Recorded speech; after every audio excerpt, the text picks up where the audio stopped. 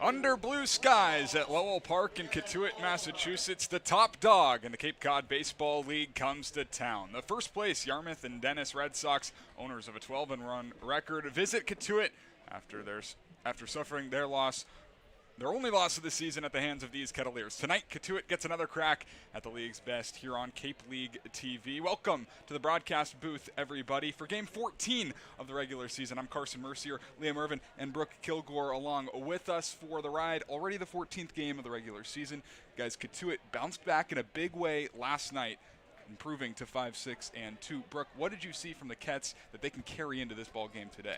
Definitely a lot of that topic that we discussed throughout the season, resiliency. Alex Soteropoulos going down early. You throw in Mercier and getting things going there. He had a little bit of a slow start to kick things off, but once he got going, he was phenomenal. And then really turning to that bullpen that we've been mentioning all season long, strategic, Everything is going really well for them. And then the bats. We talked to Brady Chrisman before the game. He was helpful in driving in that double with the 3 RBI to his name as well. So a lot of guys just getting on base. Ryan Taransky did not have a hit yesterday, but found his way to the base path as well. Everyone reaching in some capacity or not. So Carson, it's really just getting your offense going one way or another, and they were successful on that. 10 days ago, these two teams met off at Red Wilson Field in Yarmouth and Dennis, and it was the Cotuit Kettleers that came out on top. It's going to be these Red Sox that try and bounce back with a win and get some revenge against the Kettleers. Starting lineups for the Red Sox penciled in by field manager Scott Pickler. Leading off is Timon Ulfie. He'll play second base. Brooke Killgore is the designated hitter. He bats second. Batting third is the third baseman, Kevin Takeuchi. Tommy Gooden, the CCBL Player of the Week last week, is in the cleanup spot. He's at first base. Mateo Serna is the catcher, batting fifth. Batting sixth is the left fielder, Caleb Daniel. He's out in left field. Batting seventh is Ethan Ball, the shortstop. Batting ninth is John Beverly. He's in left field. And out in right field is Dante Vicini. That's the starting 9 for these Yarmouth and Dennis Red Sox, trying to improve to 13-1, a perfect 7-0 record on the road. They've also won 7 in a row since that loss against Cotuit 10 days ago. Picked up a win over Bourne last night, doing so on just 5 hits. The lineup that these guys are going to be going up against, or the starter that these guys are going to be going up against, it's the righty on the hill, Grady Bivens. Yeah, Grady's been pretty solid, although bit of bad luck offensively when he does start. He's pitched a total of 5 innings on the year and 2 starts, both of them being credited with a loss. His last appearance, 2 2/3 innings pitched, 2 hits, gave up 1 walk, 2 strikeouts. Fastball, sinker, cutter, sweeper, changeup, curveball. He's got a 6-pitch, well-rounded mix. The issue will be the command. That's kind of the focus for Grady Bivens, and smartly by head coach Scott Pickler, a lot of lefties in the lineup tonight. That's been something that Bivens has struggled with in his first 2 starts. 6 lefties and a switch hitter in the lineup for YD. So he's going to get a chance to really mix in his arsenal. Bivens working with Will Plattner behind the plate, the battery. Plattner and Bivens, the first time we've seen them together this summer, just Plattner's second game. The rest of the defense for Cotuit looks like this in the outfield from left to right. It's Isaac Sturgis, Chase Kroberger making his debut on Cape for Cotuit. Jace Lee is in right field after a day off yesterday. Aiden Aguayo back in the lineup as well. He's at third base. Owen Pano, another guy making his debut for the Kettleers. He's at shortstop. Noah Coy slides back to second base after we saw him in center field just a couple of days ago. Jesse DiMaggio playing first base for the first time this summer. Mostly done catching for the Kets. Just about ready for first pitch here at Lowell Park. The third place team in the West, Cotuit Kettleers, trying to fend off the top dog in all of Cape Cod, YD. 12-1 the Red Sox, 5-6-2 Cotuit. It's Timon Ulfie to lead it off. Grady Bivens on the hill. Here's the first pitch of the ball game.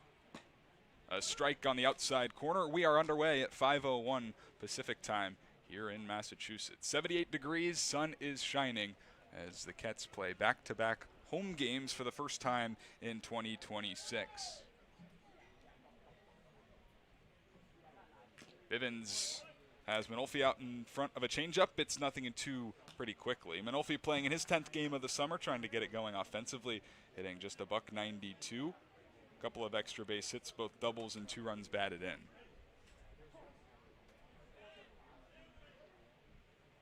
Leadoff hitter out of Boston College. Chops this on the ground left side. It's Pano gloving it, throwing to first. Nicely done.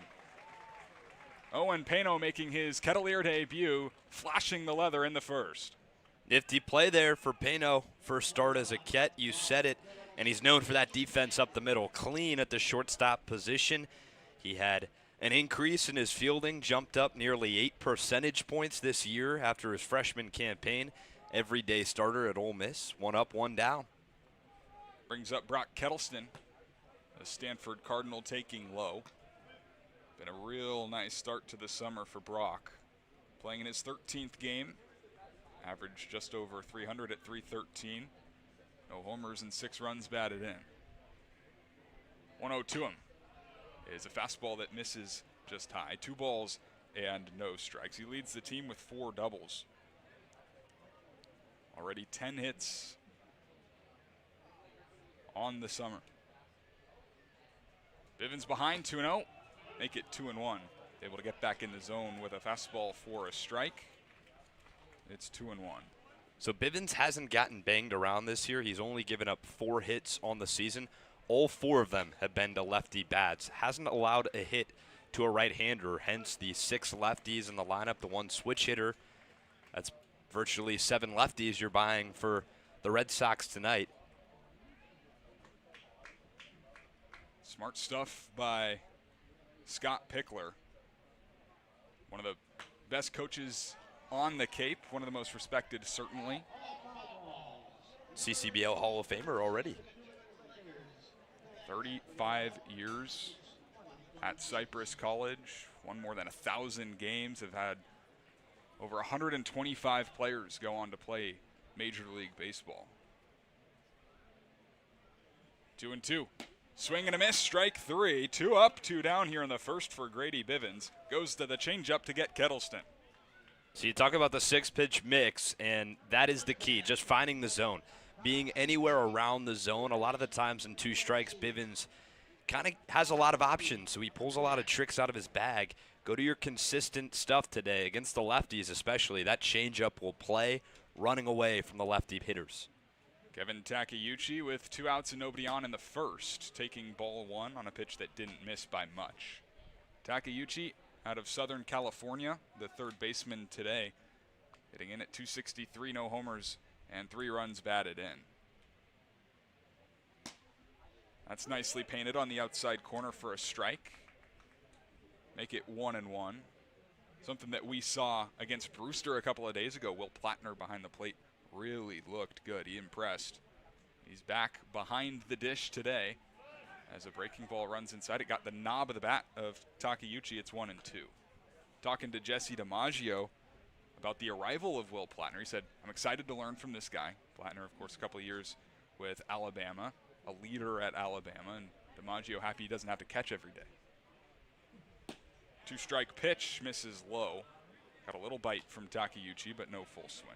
Yeah, well, that's obviously one of the parts is you get another catcher to the roster, which is the most taxing position on the body through a whole summer season, but also a leader, a big presence behind the plate, exactly what you want out of a catcher. 2-2. Slider taken. That's strike 3. How about a 1-2-3 first for Grady Bivens? He caps it with a K. Ket's coming up when we come back on Cape League TV. A Generac generator from Mercier delivers more than reliable backup power. It delivers peace of mind. Peace of mind that comes from knowing our expert technicians, knowledgeable staff, and emergency service team are here when you need us most. As one of New England's leading Generac generator dealers, RCA provides a 10-year warranty and regular maintenance services to ensure your home stays protected. RCA, powering your peace of mind. Try it, then buy it. Rent a new cat for up to 90 days. Then apply 100% of the rental cost to the purchase and save. The Milton Cat Rent to Purchase offer. Try it, then buy it. Go to miltoncat.com/RPO. Cape Cod 5 is proud to be the official banking partner of the Cape Cod Baseball League. Cape Cod 5 offers a broad range of financial products and services tailored for every stage in your financial journey. Reach out to us. We're here to help. If you're a Massachusetts resident and don't have a bachelor's, you could be attending 4Cs for free, all while preparing for careers that actually move you forward. Aviation maintenance, nursing, dental, funeral service, we've got it all. capecod.edu/free. Scoreless top half of the first inning for Grady Bivens. Goes 1-2-3, strikes out a couple of batters, gets the boys back to the batter's box with a lineup that looks like this. Noah Coy leads off. He's at second base. Aiden Aguayo's at third. He bats second. Will Plattner got the day off yesterday. Back in there batting third behind the plate. Isaac Sturgis is the cleanup hitter in left field. J.J. Moran does DH duties. Gets a day off on his feet defensively. Owen Pano making his Kettleer debut. He's at shortstop. Jesse DiMaggio playing first base for the first time this summer. Chase Kroberger's out in center field. And Jace Lee is the right fielder, rounding out the starting lineup for the Kettleers. On the mound, the lineup that the Kets are going to have to go up against, it's Hunter Watkins. Hunter Watkins, one bright spot is as a 6'9", 230-pound pitcher, not often do you see a guy with the release point over the top like that, but actually 2 days ago against Brewster, similar pitcher in Maverick Rizzi, but Watkins has been lights out this summer. 2 appearances, 2 starts, 5 innings pitched, and a 1.80 ERA. Only walked 1, struck out 4, allowed 5 hits, and 1 earned run. Tall task for the Kets lineup, but hey, they were swinging the bat well yesterday. 12 hits on the day. First pitch from Watkins. Misses inside to Noah Coy. 276 average, no homers and a run batted in, making his 11th start of the summer.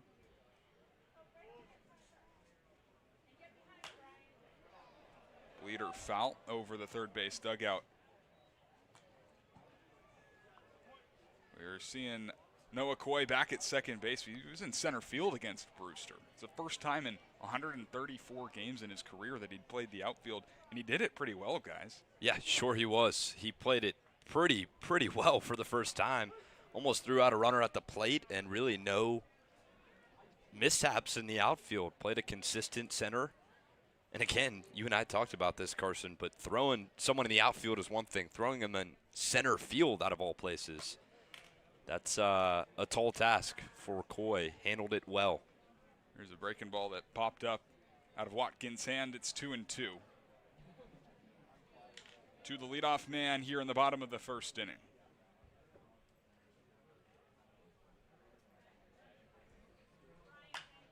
That's swatted foul the opposite way.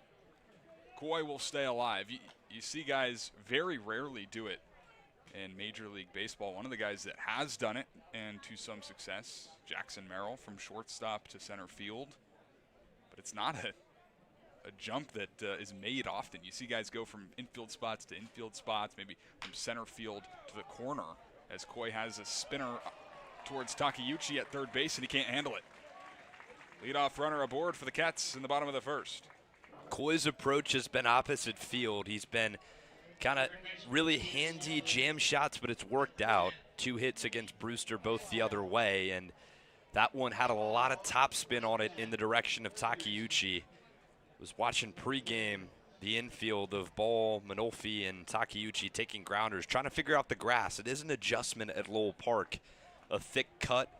Got to play the first couple of hops before it gets to the dirt. Aiden Aguayo taking a strike after a day off yesterday. Been really impressed with his at-bats.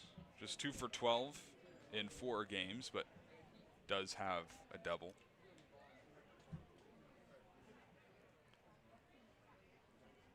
Swing and a miss. He is down in the count, 0-2. Aiden Aguayo started 0 for 10 on the summer, but in his last 2 at-bats against Brewster, came up with some loud base hits. 0-2, runner goes, pitches a ball, throw down is low, and Coy is safe with a stolen bag, his 3rd of the year. Aggressive on the base paths has been the theme the past 3 days for the Cats. They stole the most of the season within 4 innings on Brewster's away game yesterday. Swiped a couple. That was actually not a great pitch to run on for Coy. It was an upstairs fastball, which allowed for Cerna to pop right out of the squat and fire a strike to second, but the short hop pulled Manolfi off the bag. This is way outside. 2 balls and 2 strikes. We've seen a lot more aggression from the Cats these last couple of days during this 2-game unbeaten streak.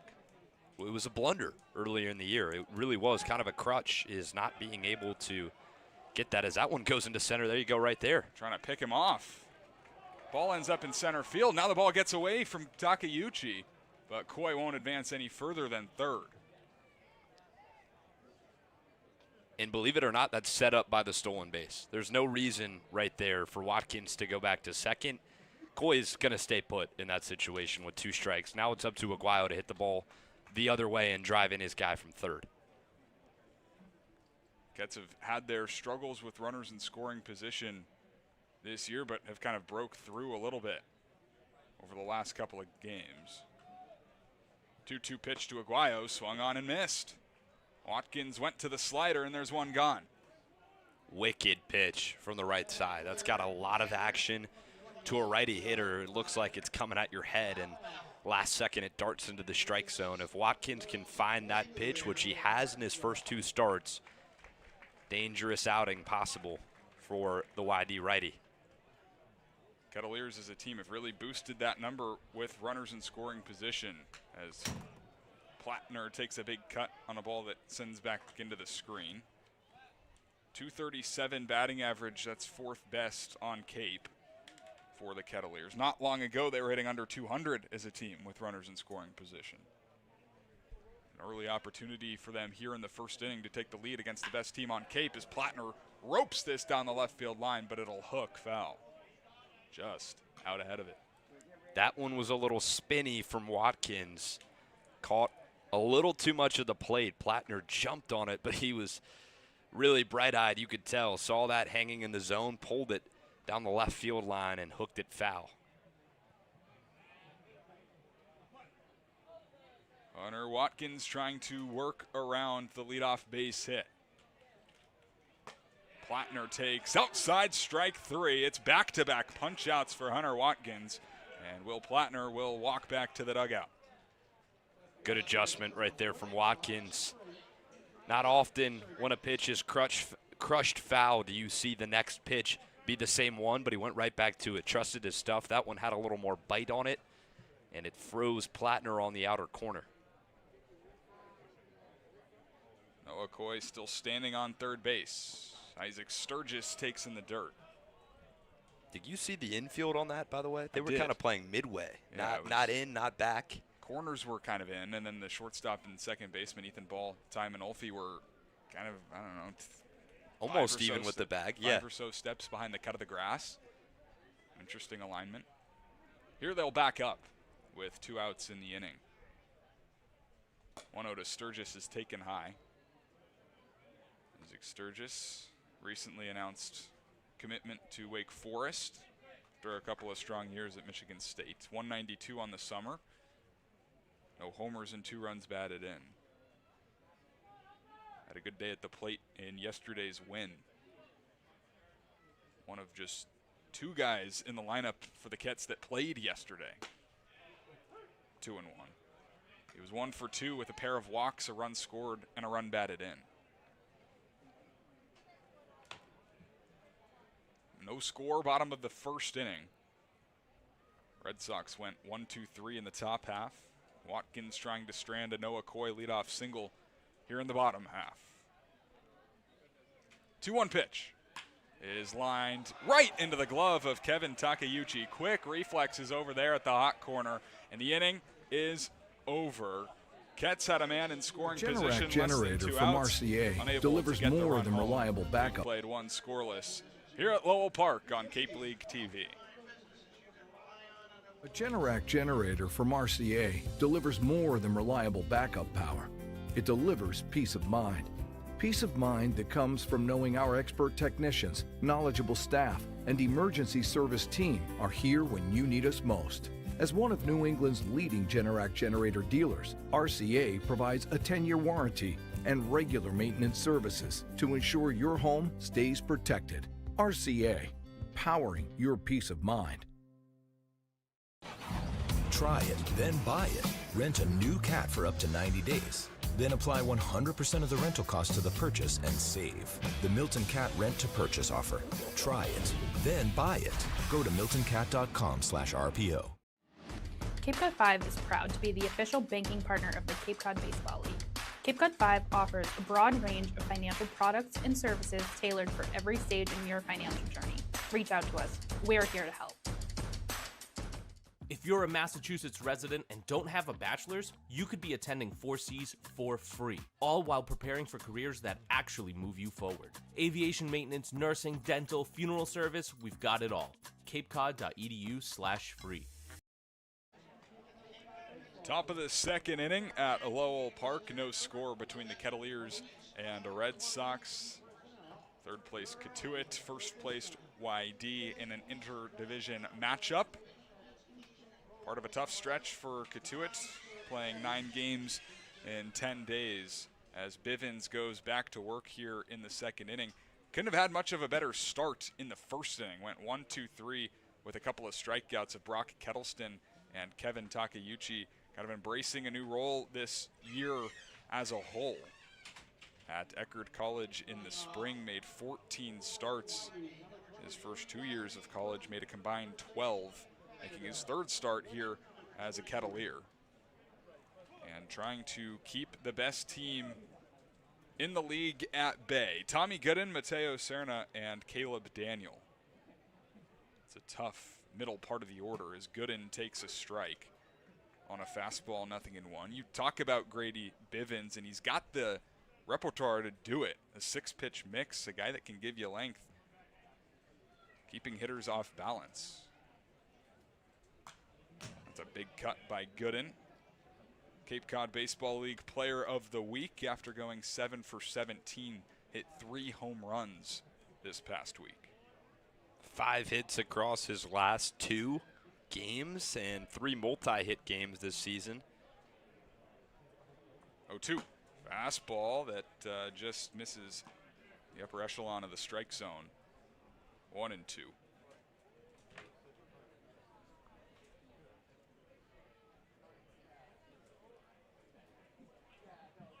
Changeup swung on and missed for strike 3.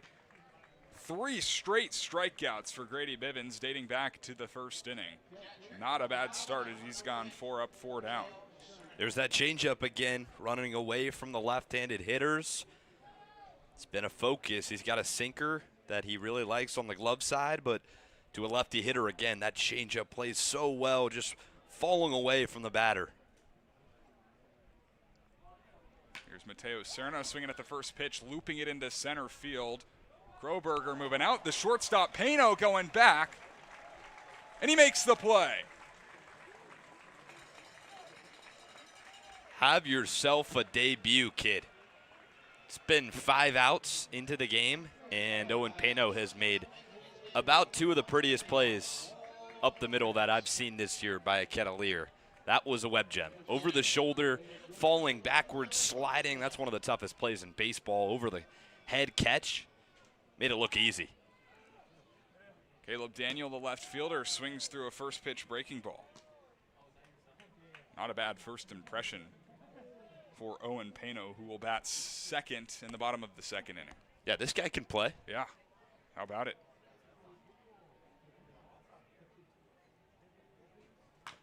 This is tapped foul. First base side of things, where the Red Sox are housed here at Lowell Park. Another guy just coming on, adding College World Series experience. Him, Plattner, Kroberger. Breaking ball, high bouncer, right side. First baseman DiMaggio will flip to Bivens. It's not in time. Bivens kind of tripped over the bag, and Daniel's able to leg out the infield single. Put perfectly in the right spot. As soon as it was hit off the bat, kind of thought Bivens was going to have to get that to make the play, but DiMaggio, first start of the year at first, went over off the bag, and as a result, no one's covering first. Bivens, last second retreat to first base, not there in time. Bivens had retired the first 5 batters of the ball game to that point. Here's Ethan Ball, the shortstop, taking strike 1. Plattner, Kroberger, both guys with Alabama making it to the College World Series. Pano with Ole Miss, starting 35 games, 26 of which at shortstop. This misses just inside. Tough infield to crack into for the Kettleers. Yeah, it matters, though. That experience in Omaha, both teams playing deep into the College World Series, and some of those guys on the Kettleers squad right now shut down before coming back for the summer, didn't play, maybe took a couple weeks off, which is much rewarded, believe me, but Pano and Plattner both kind of look like they're in mid-season form already after just arriving on the Cape. Yeah, something we've seen slow starts for guys on the Kets who had monster springs, but you think about probably been a month since these guys have seen live pitching, so it kind of makes sense when you put it into that perspective. Yeah, exactly. 2-1 the count with 2 outs. Bivens throws over to first base. Diving back is Daniel.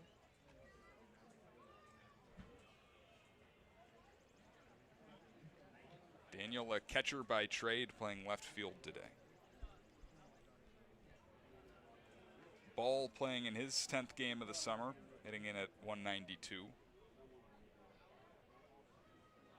2-1 pitch, misses low.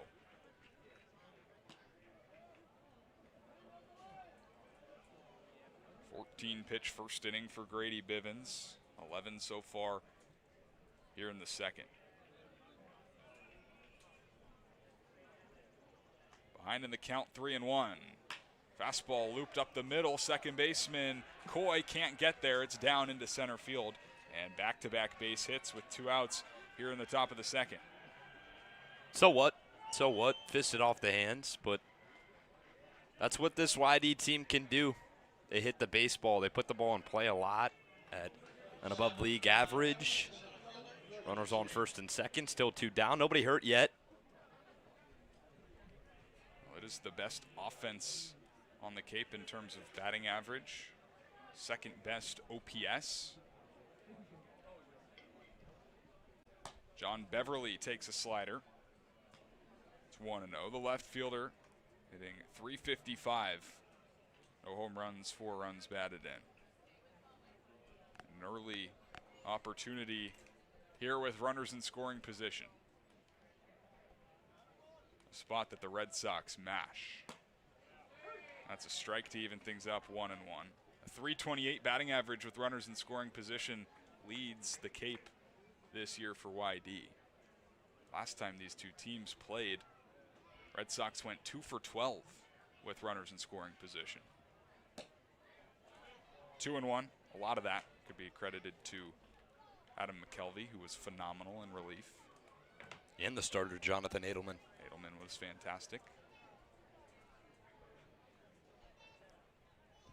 Gonna need more performances like that for the Cats today. 2-1 pitch. Make it 2-2.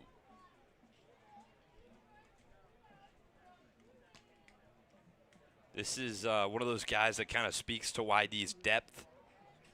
He's 8th in the lineup today, 2nd in qualified batting average, .355.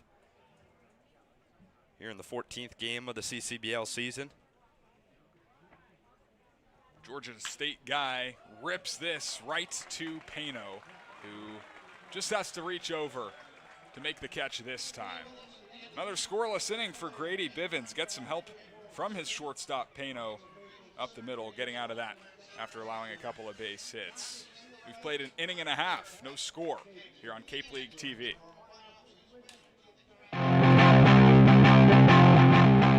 Aubin Equipment has been providing service to commercial landscapers in the Cape Cod area for more than a decade. They're staffed with experts and professionals who will provide you with personal service for all your equipment needs. Aubin Equipment is the exclusive sales and service dealer for Walker mowers on Cape Cod, and we're named the top dealer in Walker equipment 3 years in a row. Find Aubin Equipment online at aubinequipment.com or stop by Monday through Friday at their location in South Dennis.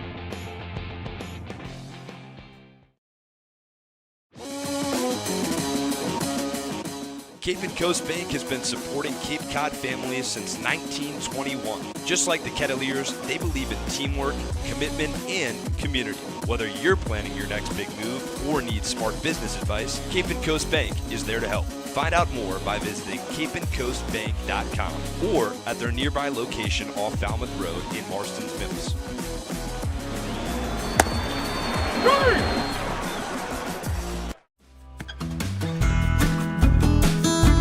Cats fans, this is Hogan Denny, catcher from Indiana University, and we're grateful for all your support this summer. Let's get back to the best ballpark on Cape League TV. Last of the second at Lowell Park, J.J. Morano and Pano and Jesse DiMaggio for the Kettleers. It's still Hunter Watkins on the hill. For the Red Sox, he looked really, really solid in his first inning of work. Threw 18 pitches, but 12 of them were strikes in his first action of 2026, really. On 5 innings coming into today on Cape, but missed all spring with a knee injury. 6'9" righty comes home and misses outside to J.J. Moran, playing in his 11th game, hitting a .194, no homers and 3 runs batted in. Maybe starting to turn a corner is J.J. Moran. Productive day yesterday. Went 1 for 3, drove in a run, drew a walk, scored a couple of runs. Started out 3 for 21, but is since 3 for 10. So there you go. And a hitter-friendly count, the 2-0 pitch, swung on and missed. Yeah, the power still seems like it's coming for JJ. He had 10 bombs last summer in the Northwoods League, tied for 4th most in the Eau Claire Express history. 2-1. Slapped foul the other way. Hit 8 home runs in the spring at Stanford.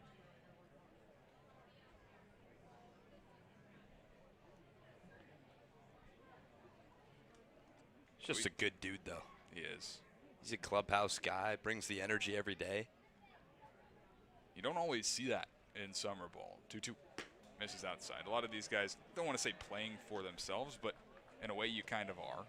Well, everyone has their own agenda, right. Including the guy on the mound right now, Hunter Watkins, and coming back from his knee injury, obviously such a projectable guy, had a really good 2025 at Oklahoma State. 3-2. Moran lines this into right field. That is down for a base hit. So J.J. Moran stays hot here. Dunks one into right field, a 4-game hitting streak for the Stanford Cardinal. I'm not JJ. Opposite field. Every batting practice, he takes the first round and just goes completely opposite field and really works on that backside power, staying the opposite way, staying true to his swing. He pulled one yesterday, spraying the field. Here's Owen Pano, who's already impressed in his Kettleer debut. Swings at the first pitch here. It's a soft ground ball up to 2-ball. The shortstop steps on second himself, rips it across to first, not in time. Pano will leg out the fielder's choice. Pretty nice play, though, by the shortstop ball. You can kind of see the infielders trying to read the spin off the baseball off the infield grass at Lowell Park. This is the first time the Red Sox have traveled to Cotuit to take on the Kettleers. First matchup was at YD, so that one was a good read by Ball. Just stayed back on it, almost had a double play. Jesse DiMaggio, the first baseman, takes a strike. It's something Scott Pickler said.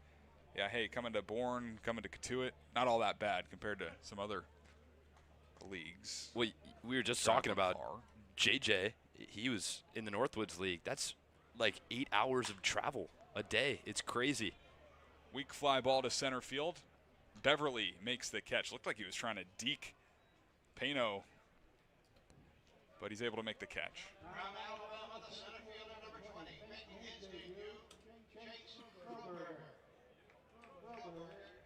Now another guy making his Kettleer debut, Chase Kroberger, another Alabama kid.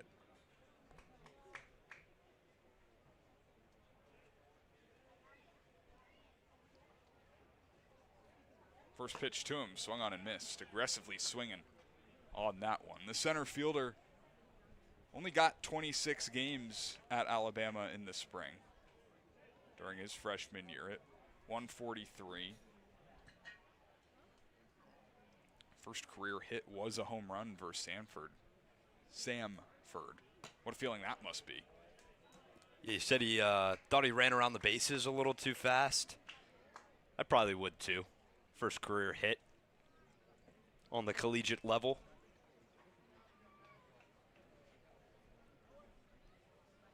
One and one with 2 outs and a man on first.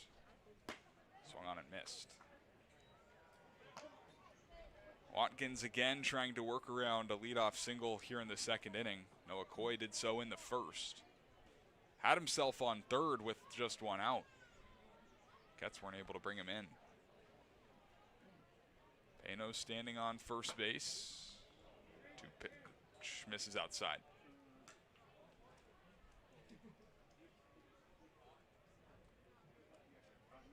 Another guy that is a leader. Brings a good attitude to the ballpark, and it's something that we're excited to see for the rest of this summer. 2-2 is a broken bat, looping line drive, falling fast, and falling down, a base hit. It gets past Daniel and Beverly, up to third base is Pano. Into second goes Kroberger. It's not a homer, but a double will do. First hit for Chase Kroberger in a Kettleer uniform. Saved the baseball, maybe even the bat too. That bat came flying off the barrel, just snapped basically into 2. See the bat boy for Cotuit kind of holding up both like a piece of art. But I think that was a miscommunication in the outfield between Daniel and Beverly. Daniel had a beat on it, and last second Beverly tracked over. I think there was no talking. Ball just kind of drops in between both of them. That'll rule as a hit though. So it sets the table for Jace Lee, who takes high. Got the day off yesterday against Brewster. 2 days ago was 1 for 4. And he just, a guy that can't really buy a hit right now. Hitting, it feels like everything hard right into a glove. Right now would be a good time to find some grass. 1-1 the count as a breaking ball clips the top of the zone. Hitting just .087 with no homers and 3 runs batted in, playing in his 10th game. Just 2 hits and 23 at-bats. 2 in scoring position with 2 outs for him here. The fastball swung on and missed.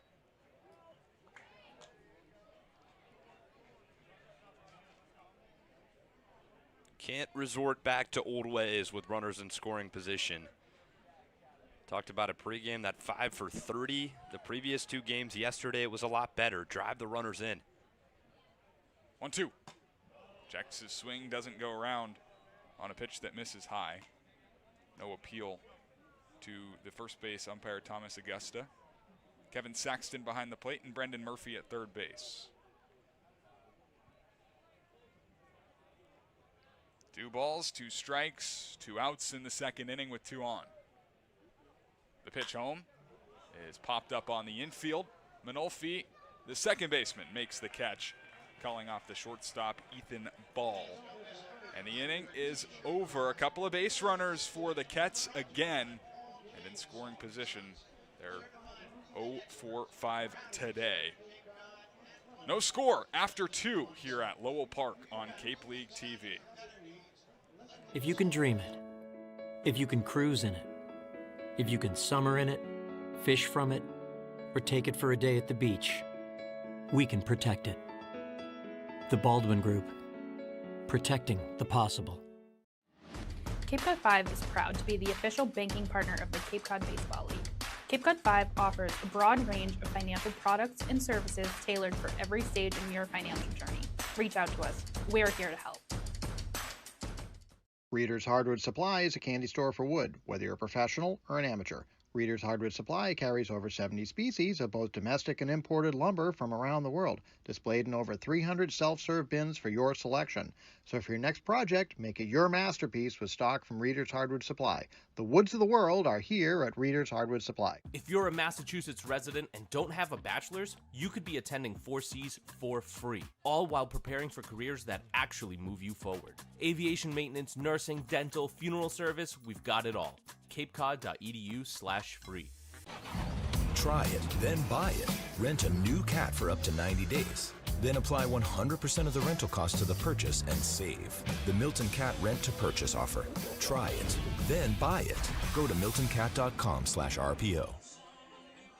9-1 and 2 for the Red Sox, trying to break the scoreless tie. Here in the top of the third inning, the Cats and Red Sox going at it for the second time this summer. They gave us a pretty good ball game back 10 days ago at Red Wilson Field. Game that the Cats were able to leave victorious. A big-time double play with Luke McGrath on the mound. Tying run in scoring position.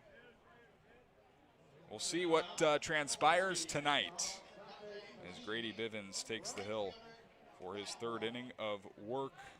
Has been very, very good. Dante Vicini, Ty Manolfi, and Brock Kettleston in the third inning. Left-handed hitter Vicini takes outside. The right fielder is just playing in his third game of the summer, looking for his first hit.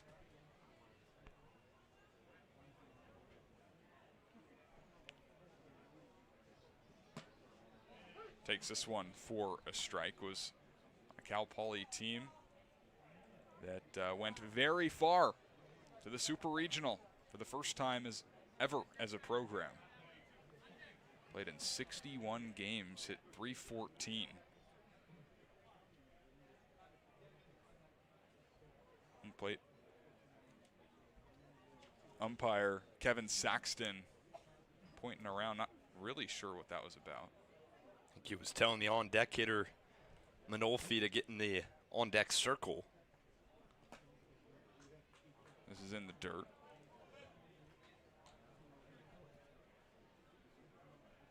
Now Grady Bivens going through the first 2 innings on 33 pitches. Some base traffic there in the second inning, but he made it look easy. There's a bouncer to DiMaggio who kind of blocks it and able to take it to the bag himself. Catcher by trade there, showing it off a little bit. Yep, that's the catcher in Jesse right there. He goes over to the left side. That's a tough play to get for your first play at first on the season. He had to judge between the in-between hop or the long hop, and he took kind of the short in-between, and he just blocked it up off the chest and moved over to first base. It's the same play, either way. Get the out. Yeah, 3 unassisted in the scorebook. That's all that counts. Result-based business. Ty Manolfi takes outside. And Jesse, a guy that not necessarily unfamiliar with playing the infield, did a lot of it in high school, played third base, some second base, moved to the catcher position at Westmont after, really, Westmont Warriors didn't have a catcher, and he just said, yes, I'll do it. Yeah, I wonder what the progression looks like next year. Probably first base, which is why he's over there at Dallas Baptist, where he recently transferred to. This misses high to the leadoff hitter Ty Manolfi, who grounded out to the shortstop Owen Pano to start the ball game.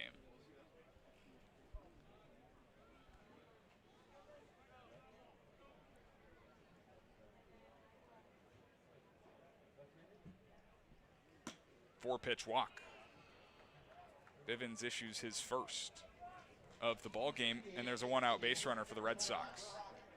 That was an issue in his previous 2 starts. He walked 5 his first appearance against Bourne right here at Lowell Park, and then last outing, 1 walk, but he hit 3 batters. So it was a promising start, finding the zone, no free passes, gave 1, got a bounce back now, and a speedy runner on first. Brock Kettleston in the box, taking a strike. Manolfi can run. There's only 2 attempts this summer. He's 1 for 2. But YD, a team that puts pressure on. Huge lead off first for him. Bivens will check over. It's pretty close, but just in ahead of the tag from Jesse DiMaggio. That is a massive lead at first base.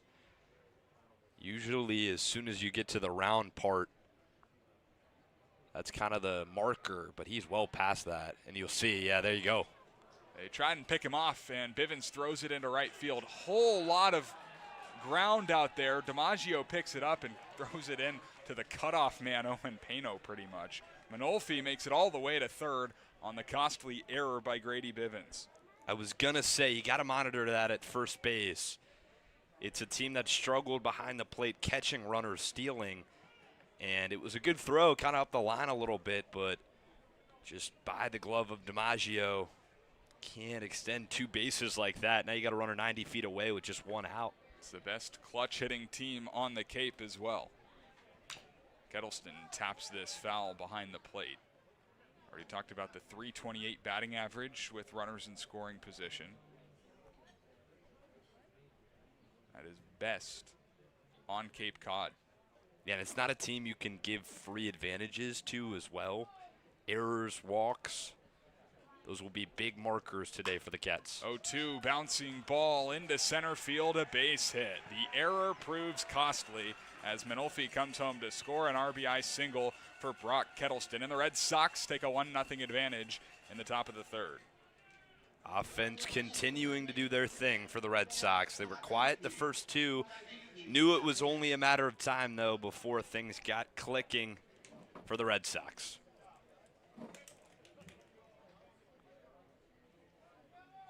So Kevin Takeuchi with a man on first base. Taking off for second is Kettleston. Pitches a strike throw into center field. Skips off the face of Brock at second base as he was sliding into the bag. It'll be a stolen bag for Kettleston. Hope he's all right. Oh, boy. Ricocheted right off the neck area of Kettleston. Pretty solid throw, firm throw behind the plate from Plattner. That's actually the first time we've seen him tested behind the dish this season. First game against Brewster, no attempts besides wild pitches and pass balls. Training staff attending to Kettleston.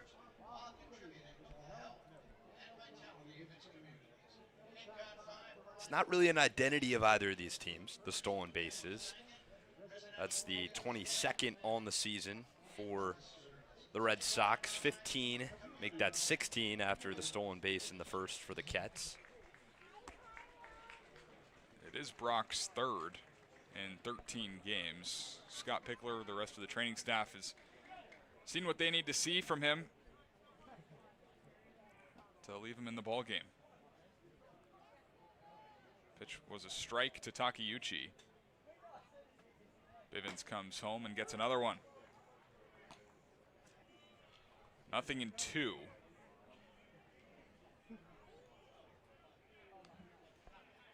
Bivens has already allowed a run in this inning as time is called. Takeuchi's going to go over, talk with his third base coach. Walks a problem at times for the Cats, and a leadoff walk here in the third inning was the run that Bivens allowed.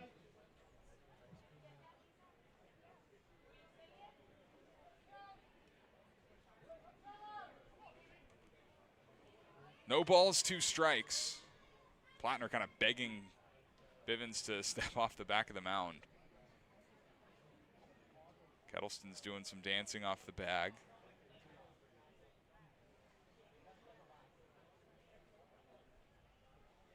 Now he's going to take off. The pitch is grounded to the left side. Pano's going to have a tough play. Deep in the hole, he got him.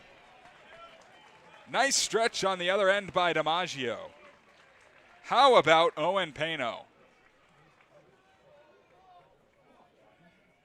That is 3 of some of the best defensive plays in the infield this year already from Owen Pano through about 7 outs, 8 outs. That's craziness. Backhand, let's take another look right here. See, this is such a tough play. Runner's taking off, so you got to deal with that up the middle, and then Bivens just dealt with it perfectly. Here's a ground ball to Noah Coy. He'll flip overhand to DiMaggio at first, and the inning is over. A 1-out walk by Bivens. Comes home to score after an error. The RBI single for Brock Kettleston. A man left on base. YD takes a 1-0 lead through 2.5 innings of play. It was similar game script to last time that these two teams played, as Hunter Watkins takes the mound here to face the Kettleers batting lineup for the second time.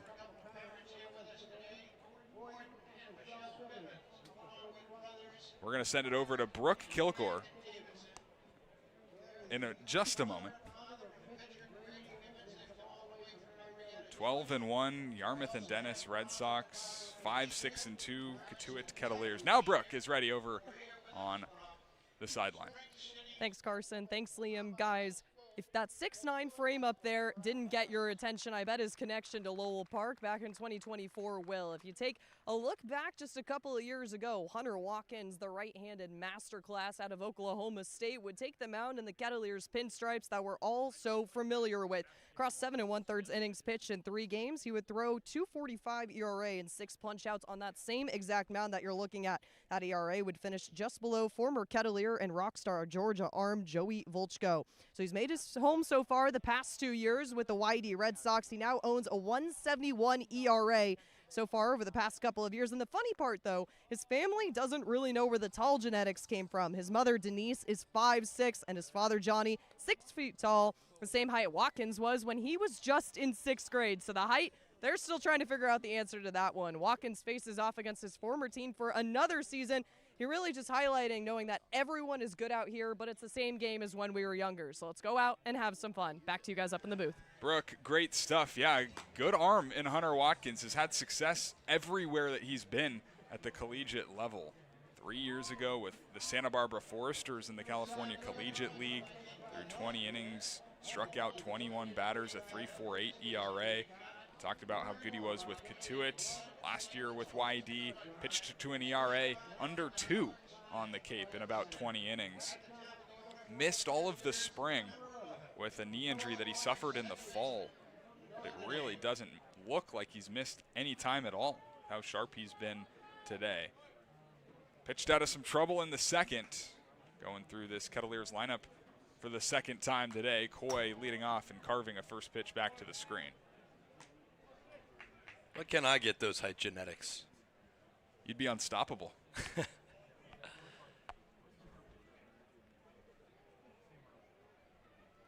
Coy singled in his first try against Watkins.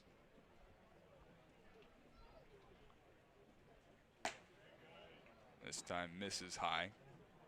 Simi Valley kid, Hunter Watkins, went to Grace Brethren High School. Part of California that just produces ball players. 2-1 on the leadoff man for the Kettleers, Noah Coy.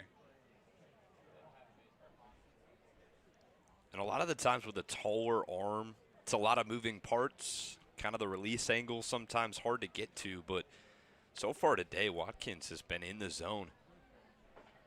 2-1. Another breaking ball. This is outside. This time it's 3-1.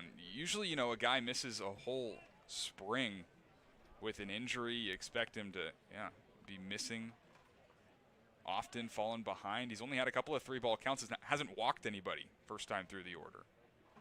Trying to avoid that here, and he will, as a ground ball. 18 hops for the second baseman, Manolfi. 1 gone. Yeah, hasn't walked 1 yet, and really all 3 hits besides the even the JJ hit was kind of weaker contact, just finding good spots in the outfield to put the ball in. Hasn't gotten hit hard. Yeah, the double he gave up to Chase Kroberger completely snapped Kroberger's bat. Yeah. Bat went just about as far as the ball. Here's Aiden Aguayo. Sits on a breaking ball, pops it up foul.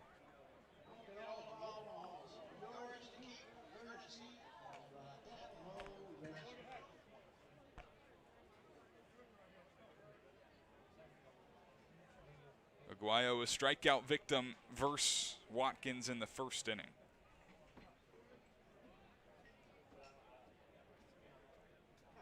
0-1. Runs high, 1-1. I wonder how much going up against Maverick Rizzi a couple of days ago for Brewster helps the Kettleers lineup when facing a guy like Hunter Watkins. Rizzi was also 6'9". I think it's got to. I feel like they're different arms. Watkins relies on the breaking ball a lot more, but it's definitely, at least the arm slot is helpful.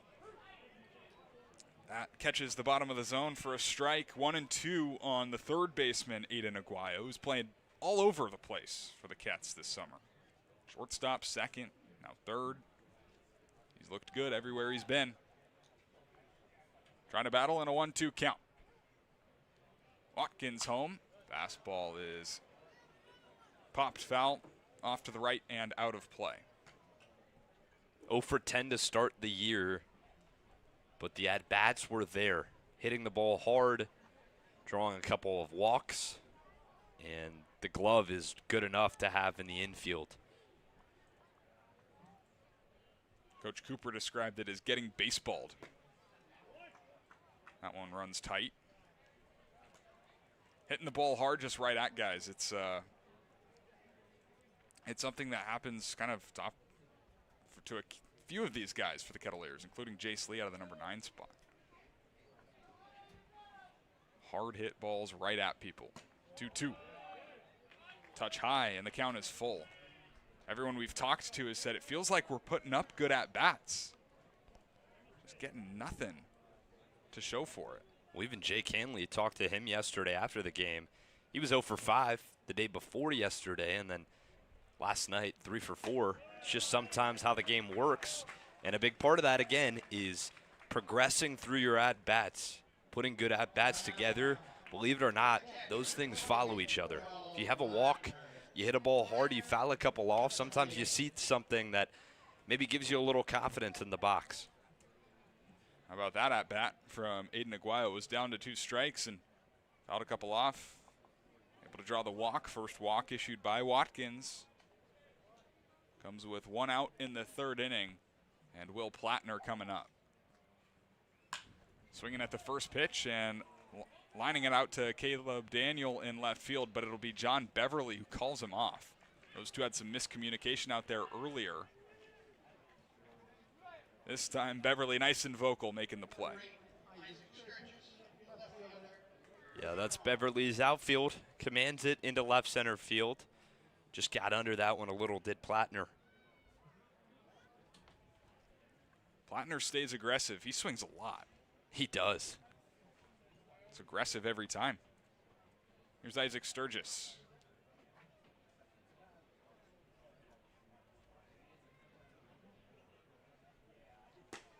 Taking a strike. 1-0 YD in the bottom of the 3rd inning. They got their 1 run in the top of this inning. 1 out walk by Ty Manolfi. Sturgis pops this foul back out of play.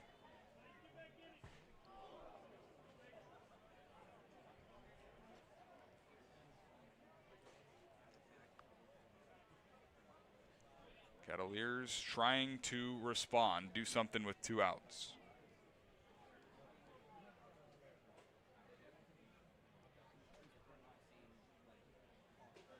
Watkins is set. Pitch on the way. Just a little high. 1-2.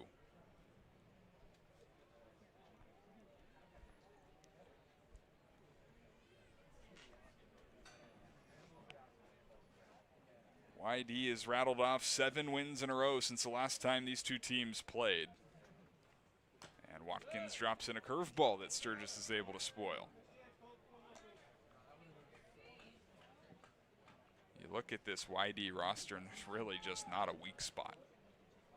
The offense is near the top, if not at the top of every statistical category, and the pitching staff, same story.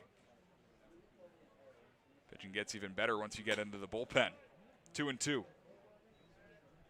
that's got the best reliever ERA on the Cape. You give them a lead, and you can pretty much say goodnight. And they're also good from behind, hitting-wise. They're the highest batting average on the Cape when behind, 319. So they can do it all. 2-2. Runner takes off. Pitch is laced in the air to center field. That'll drop in front of Beverly. Aguayo thought about going first to third. He'll stay put, and I think wisely so. So 2 runners on with 2 outs for J.J. Moran. Sturgis hit a ball hard the first time he was up, the opposite way. This time finds some green grass in center field. Aguayo was running on the pitch, but it was a smart decision. Usually in a 2-out situation, if a ball is in the outfield, there's a good chance that first to third will happen, but you don't want to make the third out at third base. Now runners on first and second, setting the table for JJ. Base hits in 4 straight for J.J. Moran. He's starting to get it going a little bit after his slow start. And a guy that, if he can start to get going, this lineup looks a whole lot more dangerous. One of those guys fighting for everyday opportunity here, even at Cotuit. The arrival of Owen Pano, recent arrival of Aiden Aguayo. Clogs up the infield a little bit. Trying to tie the game, runner in scoring position for the Kets. The pitch will miss low. Scoots away from Serna, but not far enough for Aguayo to advance. Got to be careful with Aiden Aguayo because he will run. One of the only Kets that we've seen consistently try and steal the extra base. Yeah, just took off on the last pitch too, and Sturgis has speed on first, so ball in the gap, down the lines. It's a chance for 2-run scoring. 1-0. Big swing by J.J. Moran. Just barely got a piece. J.J.'s got 1 extra base hit this year. It was a ball that didn't leave the infield. Not very far outside of the infield, at least. Would love to put one in the gap here, potentially give the Kets the lead with speed on the bases. Aguayo off second, Sturgis off first, and 2 outs in the inning. Watkins comes home. A breaking ball is looped foul, up and out of play.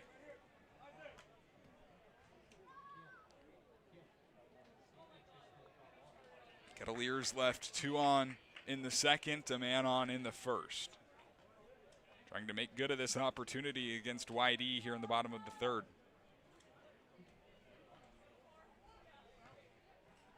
One ball, 2 strikes, and 2 outs. Watkins home and swung on and missed. Got the fastball by him at 91 miles an hour. For a second straight inning, the Kettleers leave 2 on the bases without scoring. We've played 3 from Lowell Park. 1-0, YD leading.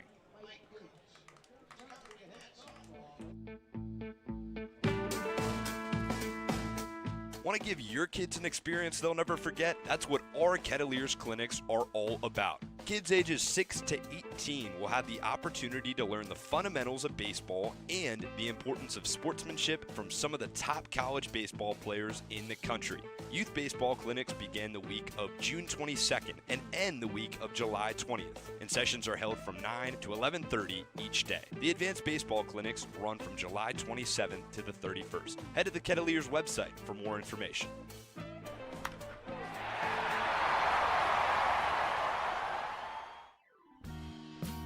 The Kettleers welcome ZoomInfo.com as a premier sponsor for the 2026 season. Smart businesses use ZoomInfo. It leverages data to unlock useful insights, and it allows you to know who to reach out to and how to reach them so you can grow your business. Unlock insights, engage customers, and win faster with ZoomInfo.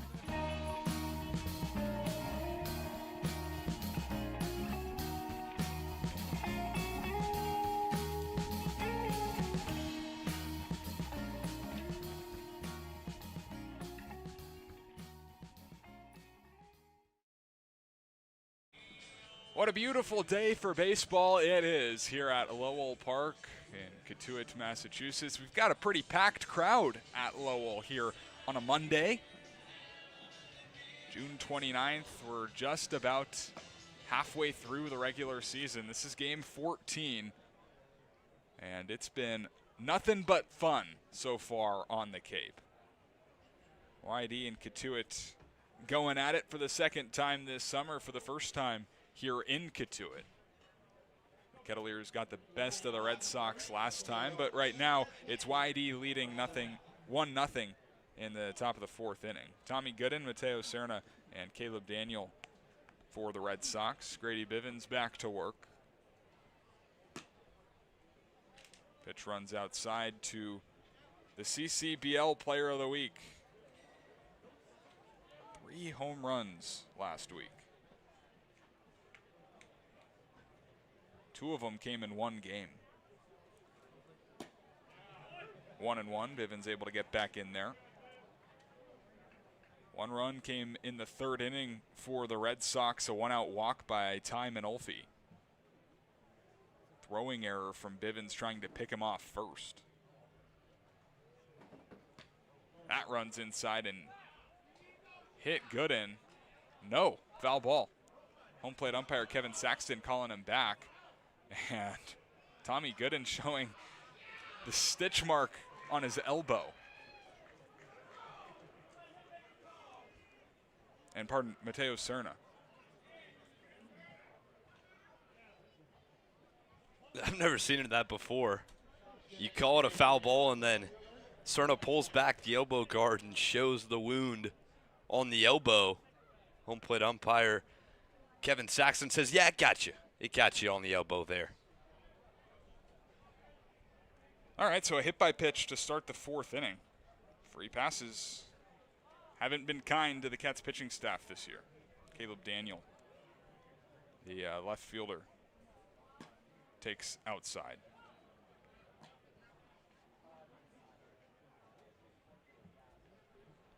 Daniel singled in the 2nd inning, advanced up to second base, but was left there.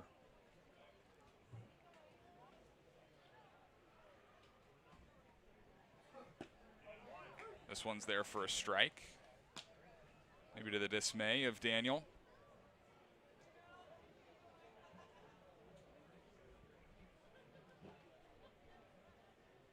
Bivens trying to give some length for what could be a short bullpen. 1-1, misses in. Cats had to use 6 guys yesterday, the most arms they've used in a single game all summer long. In part due to Alex Soteropoulos leaving after an inning and a 3rd. Tyler Mercier came in right after him. He was completely cold out of the bullpen. 2-1 is inside. Snap throw back to first. The tag just a little late. Yeah, I was going to say, this is a big inning for Grady Bivens. Most he's gone on the year has been 3 1/3, and that was in the first start. And you're right, 6 arms yesterday, so kind of a depleted bullpen. 2 exits from the roster today. Guys going home, getting prepped for the draft. So length would be helpful. This misses high, so a hit by pitch to Mateo Serna and then a walk to Caleb Daniel. Back-to-back base runners to start the 4th inning for the Red Sox. You can't give them free bases. Time for a mound visit. Smart decision from Coach Curtin. There's no one warming in the bullpen. Ryan Buckler is up. He might be starting to throw. But that's smart. Settle your guy down.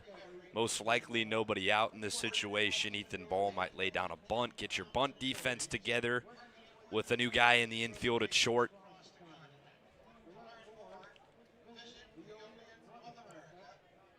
You look at who could be available for the Kettleers today. McKelvey scheduled to start here in a couple of days. Aaron England threw 3 1/3 yesterday. Buckler, one of those guys. Josh Halisak threw yesterday. Potentially Kyle Kipp, we could see him up. Truett Manuel threw 2 innings not too long ago, so could be interesting to see how Coach Cooper and Coach Curtin navigate this bullpen. Again, yesterday really just made things more complicated. Here's Ethan Ball, the shortstop out of the number 7 spot. Squaring to bunt, getting it down left side, but it'll trickle foul. Typical bunt spot.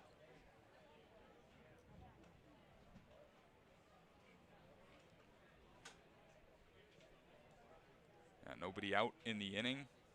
Pretty close ball game. Trying to move the runners over for John Beverly, who's having a hot start to his summer. Again, scoring to bunt. This time he'll pull back and take a ball. 1-1.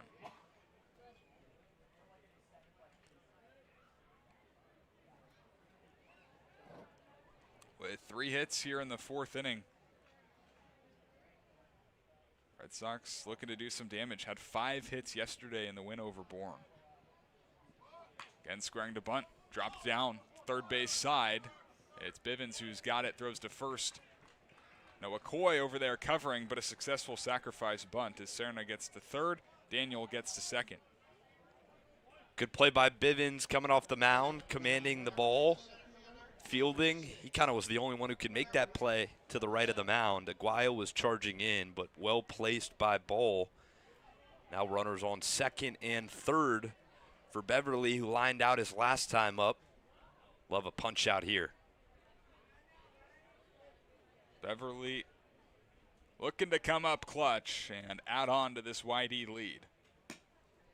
Pitch misses outside. YD got down early to Bourne yesterday. 2-0. First couple of frames, but in YD fashion, they struck back pretty quickly. Ended up winning that ball game by a run. Ball and a strike on the center fielder, Beverly, with Serna on third and Daniel on second.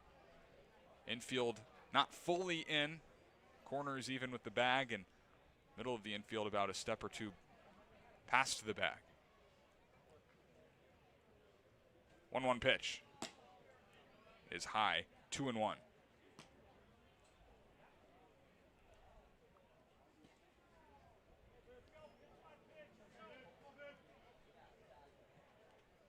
Infield pop-up, something on the ground.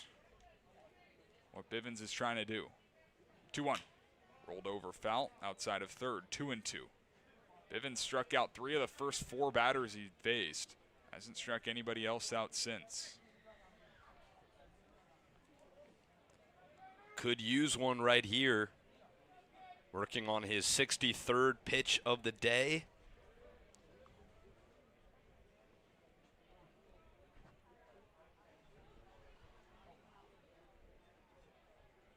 Two and two.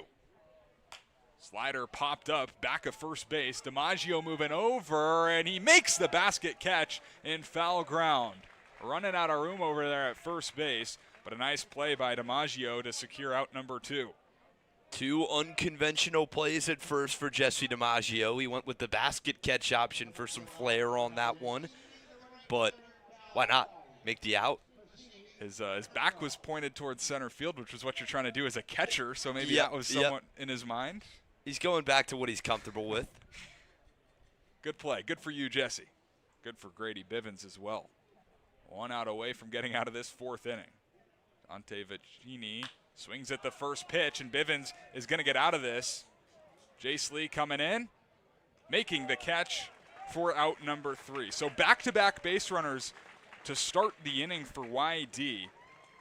Bivens able to retire the next 3 guys and strand the runners. 1-0 Red Sox after 3.5.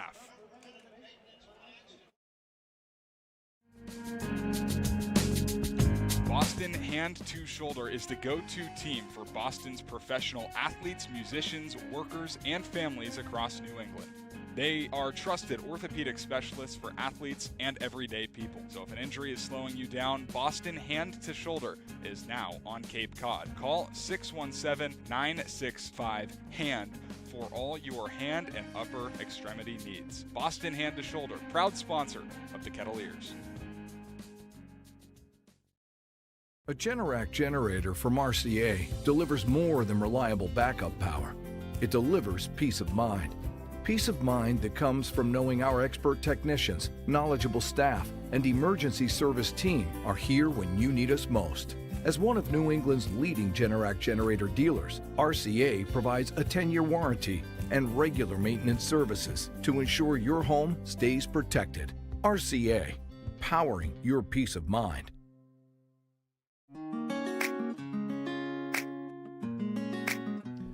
Kets fans, this is Landon Beaver, outfielder from UAB, and we're grateful for all your support this summer. Let's get back to the best ballpark on the Cape League TV.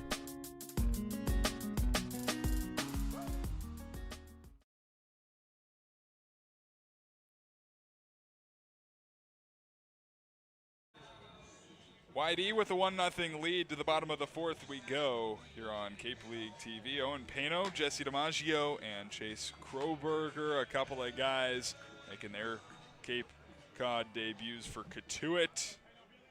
And Pano and Kroberger. Hunter Watkins, the former Kettleers, still out there, has worked through base traffic in each inning that he's pitched. A runner left on in the first, 2 in the second, 2 in the third. Been able to keep the Kettleers at bay. Kets coming off their best offensive performance of the year last night. Breaking ball to Pano, misses outside, 1-0. 11 runs on 12 hits, both season high for the Kets. It was an offensive explosion that we had been looking for. Pano with a sawed-off swing to the screen, make it 1-1. A couple of guys coming up big with their first extra base hits of the year, including Brady Christman. Had a 3-run double in the third inning. 1-1 pitch is outside. See them going to some breaking balls, potentially trying to get Pano to roll over with the infield shifted all the way to the right side. See the third baseman, Kevin Takeuchi, playing well off the line at third. He's the only guy over there on the left side. As Pano painfully fouls this off the catcher, Mateo Serna. Playing him to pull. That's the shortstop, Ethan Ball, just to the right of the second base bag. The second baseman, Ty Manolfi, with his heels in the outfield grass. Here's a breaking ball hit on the ground left side. It's Takeuchi, the only man over there with a long throw, and just in time to get Pano by a step. Pano did the job of hitting it the opposite way, but that's what happens when you get into 2-strike count. Takeuchi was played even with the bag throughout the first 2 pitches of the at-bat to make sure that Pano got to 2 strikes.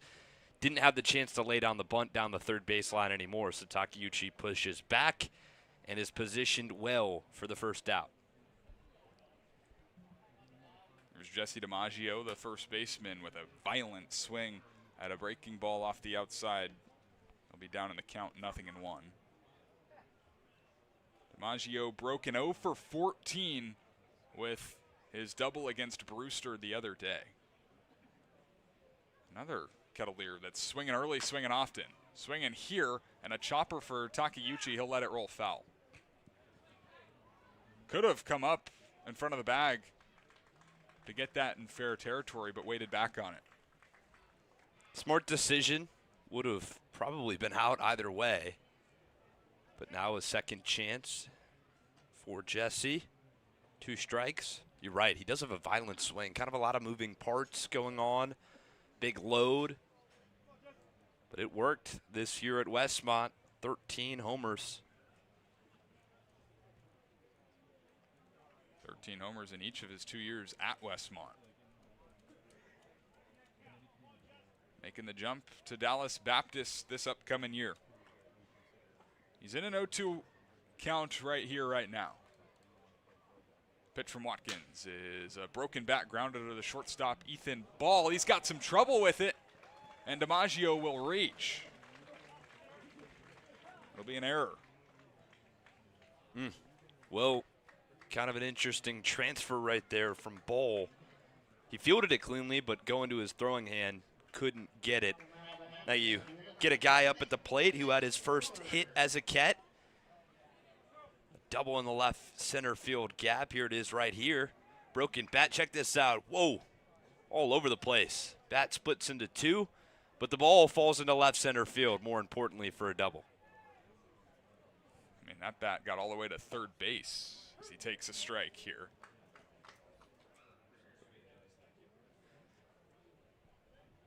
His first hit at Alabama was a home run in the spring versus Samford. Continuing that. Extra base hit for a first hit. Not a bad way to go. Yeah, I'm hearing he likes extra base hits for his first hit. And I'm sure he'll trade the bat for the extra base hit. Absolutely. Last one was tan, this one all black. I wonder if it's his. I have wondered that all summer when a bat is broken. There's been quite a few of them, obviously. Right. So, and how many bats do you have? Yeah, how many do you bring to the Cape? Right. Can't be more than 2. I don't know. I would assume not. No. 2 balls a strike with 1 out. Watkins comes home and pitches, carved back to the screen.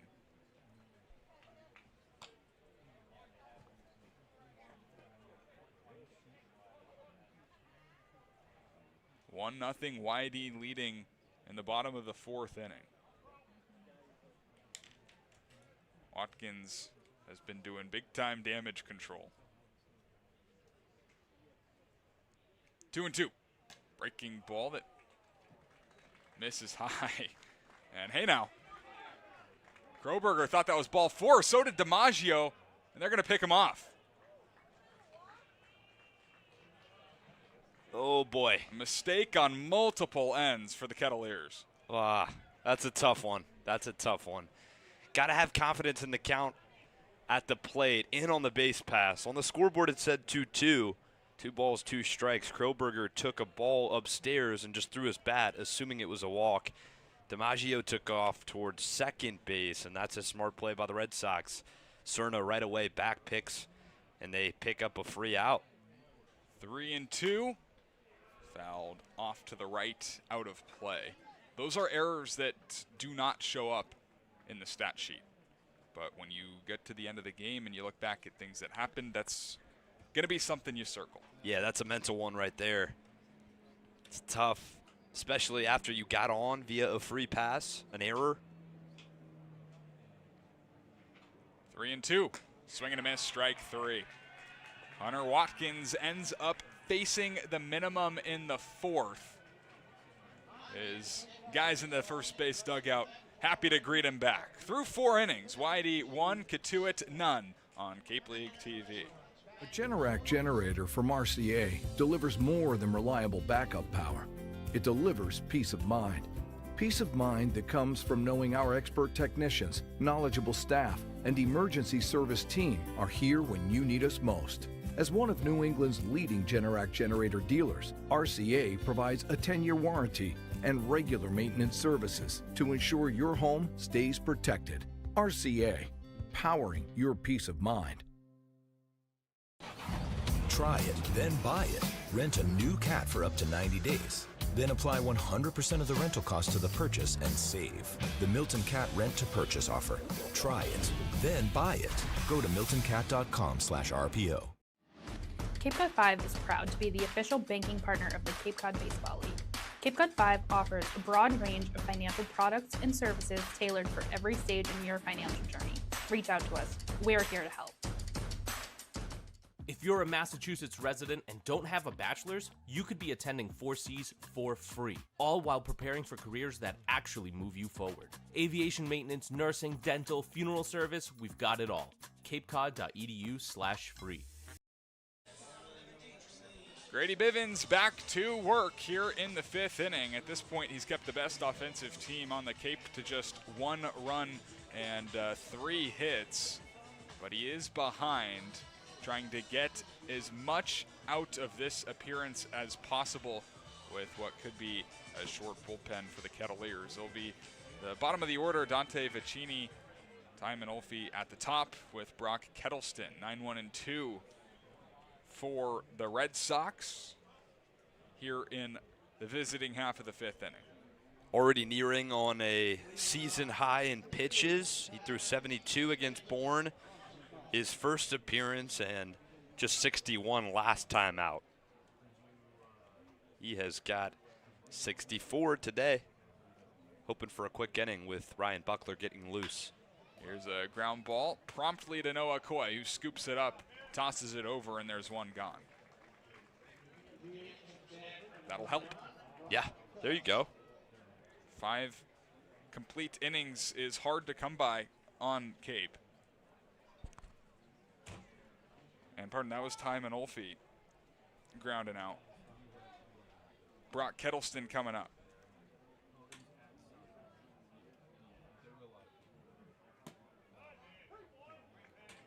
First pitch, a strike. Kettleston struck out in the first inning, but an RBI single to bring home the game's only run to this point in the third. Also stole a bag. Here's a bouncer up the middle. It's Coy again on the run this time in time. 4-3, 4-3 to start the fifth. Nearing in on a season high in pitches, and what's the way to get around that? Get some quick outs. 3 pitches, 2 of them, both infield grounders, and knowing Kevin Takeuchi well, I assume he'll take a couple pitches here and try to work this count. Takeuchi is 0 for 2. He struck out looking in the first and grounded out to short in the third. Takes this one. Really, no chance at ever thinking about swinging at that one. No. Whitey trying to add on here in the fifth, leading by a run. Bivens fires in a strike. Weird delivery. Looks like he lost his footing on his way down the mound. Yeah, he fell to the ground on that one, but seems to be all right. Kevin Saxton is heading out there, perhaps to check on him. Flashes the thumbs up, says he's good to go.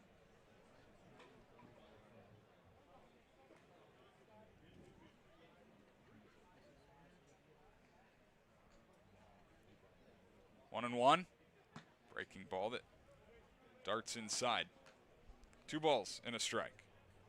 Takeuchi leads the Red Sox with 8 walks on the year.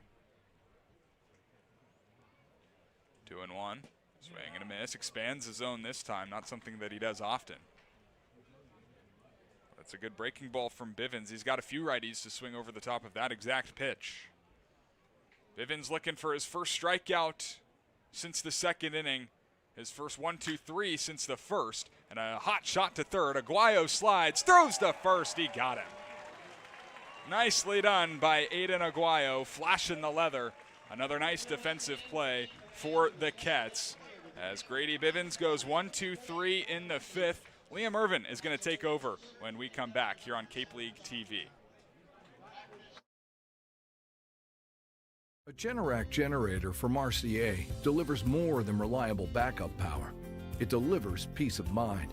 Peace of mind that comes from knowing our expert technicians, knowledgeable staff, and emergency service team are here when you need us most. As one of New England's leading Generac generator dealers, RCA provides a 10-year warranty and regular maintenance services to ensure your home stays protected. RCA, powering your peace of mind. Try it, then buy it. Rent a new cat for up to 90 days. Then apply 100% of the rental cost to the purchase and save. The Milton Cat Rent to Purchase offer. Try it, then buy it. Go to miltoncat.com/RPO. Cape Cod 5 is proud to be the official banking partner of the Cape Cod Baseball League. Cape Cod 5 offers a broad range of financial products and services tailored for every stage in your financial journey. Reach out to us. We're here to help. If you're a Massachusetts resident and don't have a bachelor's, you could be attending 4Cs for free, all while preparing for careers that actually move you forward. Aviation maintenance, nursing, dental, funeral service, we've got it all. capecod.edu/free. 9 frames down, at least 9 more to go at sunny Lowell Park on a Monday night. 1-0 score. YD remains on top of the Kettleers as we welcome you back inside the broadcast booth at Lowell Park, our wonderful production team. Hey, we're still here. Liam Ervin, Carson, Mercier, Brooke Killgore, the third member of our crew, field side. Beautiful day for baseball, Carson, and a tight ball game so far. It's a good one, and you know it's going to be a good one every time these Red Sox come to town. Pitching has been really good on both ends of the scorebook today. It's been a fun game to watch, and I'd imagine that it's going to be a pretty fun finish here. Just need to get the Kets bats to get going. Well, it's a new arm in the game. Speaking of pitching for the Red Sox, Peter Doobie the right-hander, relieves Watkins out of the bullpen for the Red Sox. 6'4", 220-pound righty out of Indiana University. And this pitching staff in general has been productive. This is another bright spot, Carson. Yeah, and at Brown in the spring, a 4.55 ERA. Made 12 starts and 12 appearances, 65 innings. He's a guy that's only making his third appearance on the summer, but a 4.5 ERA in the Cape League so far. Does struggle with walks at times, more walks than strikeouts, but a limited sample. He's going to be going up against 9-1-2 for the Kettleers here in the bottom of the 5th inning. So Watkins will close his book and improve the ERA. No runs today allowed, just 4 hits, 1 walk, and 4 strikeouts. A productive outing for the tall man out of Oklahoma State. Jace Lee takes the first. He popped out with runners on first and second his last time up. Fisted it to the second baseman, Manolfi. Next one on the way upstairs. Take in ball 2. Well, you started at the beginning of the game, Carson, mentioning Jace Lee and his struggles of the early season. It's been something that he's acknowledged, hitting the baseball hard. He lined out at Brewster, right on line to the left fielder, and yesterday another line drive hot shot right at an outfielder. Sometimes that is how baseball works. It's an unfortunate part of the game, to say the least. His at-bats, for the most part, still pretty good, right? 7 walks to 8 strikeouts. It's not like he's striking out every time he's up there. He's finding a way to get ways to get on base, but yeah, the hits haven't come. He was one of Notre Dame's best players in the spring, so you think it's only a matter of time before he starts clicking. Sure was. 3-1, almost right on cue. Fouls it back. He's got 3 RBIs, despite just the 2 hits on the season. So coming up big with runners in scoring position. Unsuccessful back in the second. A 1-0 ball game.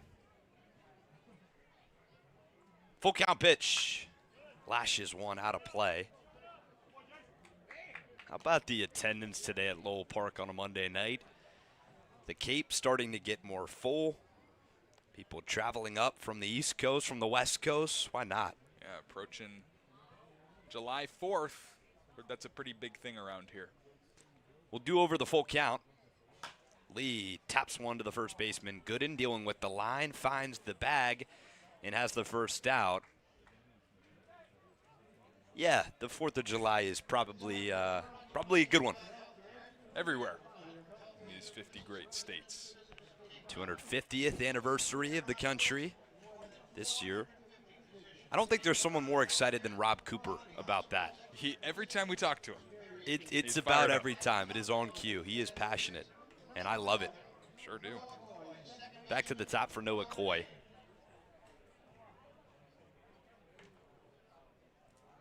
First pitch, breaking ball, loops in for strike 1. Coy's 1 for 2 today. Singled his first time up in the infield and stole second. Moved to third on a throwing error from the pitcher at the time, Watkins. Stranded at third. Went chasing on an upstairs heater. 93 miles per hour for Doobie.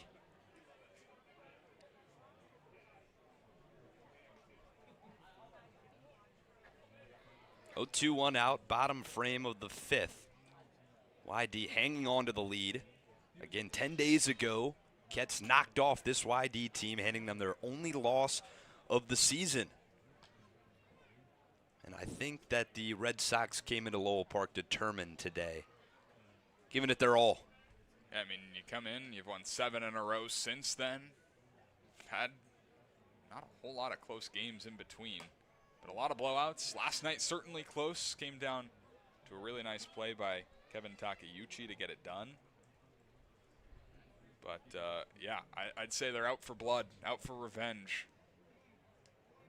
For those who missed last night, as the 2-2 comes home, Coy fouls one back.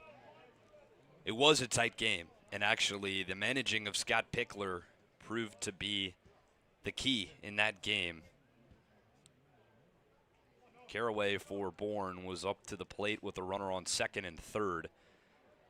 Reliever for YD threw 2 balls, immediately intentionally walked to get to the best hitter on the Cape in Andrew Costello, as that one fisted into the dugout and off. Looked like the noggin of Isaac Sturgis. Use your head, kid. He's all good. Fisted baseball. He looks okay. All smiles. 2-2 count to Coy. Line into center field. Opening the hips is Beverly, who'll retreat about a step and grab it for the second out. So bases were loaded after the intentional walk. Coming up to the plate for Bourne, a name that most people on the Cape will be familiar with, Andrew Costello. Bases loaded, 1 out, and the game on the line, a 1-run game, 4-3 the score. Chopper to the third baseman Takeuchi, who's over there at the hot corner today. Leaped up, made it, stepped on the bag, threw to first base, inning double play, game-ending double play. Speaks to the managerial experience of the skipper, Scott Pickler. Yeah, also Kevin Takeuchi. What a ball player. Yes, had the joy of watching him all year at USC. Fly ball sprayed into right center field. Chasing back is Manolfi. He'll grab it. Quick 1-2-3 for the relief pitcher, Doobie. No runs, no hits, no errors, and no one left on base. It's been not your typical pitcher's duel today at Lowell Park, but 4 hits for Cotuit, 3 for YD, 1-0 the score. A pair of errors for YD and 1 for Cotuit. Grady Bivens will head back out to the hill. The third member of our crew, Brooke Killgore, is in the on-deck circle. Brooke.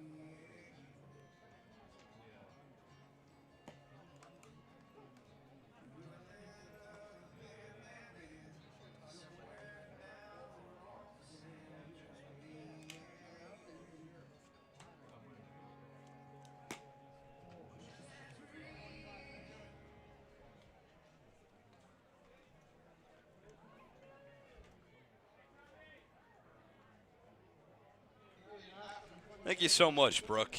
Yeah, 1-0 ball game. Tight one. Those new additions have been shining out, though. A double for the center fielder, Kroberger, and Owen Pano has made 3 nifty plays up the middle at shortstop. First pitch to Gooden, spikes in the dirt. 1-0 count to the hottest hitter on the Cape. Third highest RBIs on the Cape, 11 runs batted in. As he lashes one the other way to the left fielder, Sturgis. He'll chase and watch it, one hop off the fence. Into second base, cruising is Gooden. He'll slide in feet first for some insurance. A double to start off the 6th. Not sure how many times I've said it this summer, but lefty going the opposite way is one of the best sights in all of ball. And this one sneaks over Isaac Sturgis' head. He had pretty much no chance at that one. A really good swing for Gooden, his second double of the year. And already in business are the Red Sox.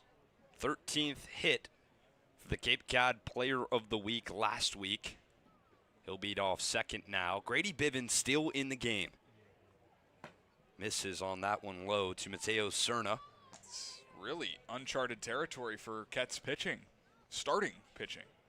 No Kets pitcher has gone more than 5 1/3 innings pitched this summer so far, and Bivens before today hadn't gone more than 3 1/3. He's working on his 6th inning of work. Popped up into center field, should be playable for Kroberger. His first chance in center. he'll deal with the sun and find the baseball for the first out. Bivens has been really good, using all 6 of those pitches to both righties and lefties alike. And outside of that double, has there been any hard contact? No. Really, no. There's been 4 other hits on the day, and 2 of them back in the second, both kind of off-the-hand singles. One was in the infield in the third. That was the first real outfield hit. Pitch finds the zone. Well, Bivens was at Eckerd College this year. He's kind of been a JUCO and D2 guy his whole career. He started his career at Mars Hill, a D2 school in the South Atlantic Conference, as the count evens at 1-1. Then he transferred to East Georgia, where he threw 40 innings pitched, 6.75 ERA, and then finally his best year this year at Eckerd in 2026, his junior season. 14 appearances, most innings of his college career, and a full-time starter for the first time in his career. And now he's in the transfer portal. I mean, you look back, those first 2 years, he threw 76 innings and 72 in the spring at Eckerd, still going strong here in the summer. It's a lot of work. Well, if Bivens is able to work out of this inning, definitely would turn some heads on the Cape against the best statistically hitting team in the CCBL and the YD Red Sox. Ryan Buckler is warming in the bullpen, as well as Chase Vandermeed. Some arms with options for the Cats after a depleted staff yesterday. Pitch home. Fought off the hands of Caleb Daniel. Count runs full. 3 balls, 2 strikes, 1 out. Tommy Gooden on second base following his leadoff double down the left field line.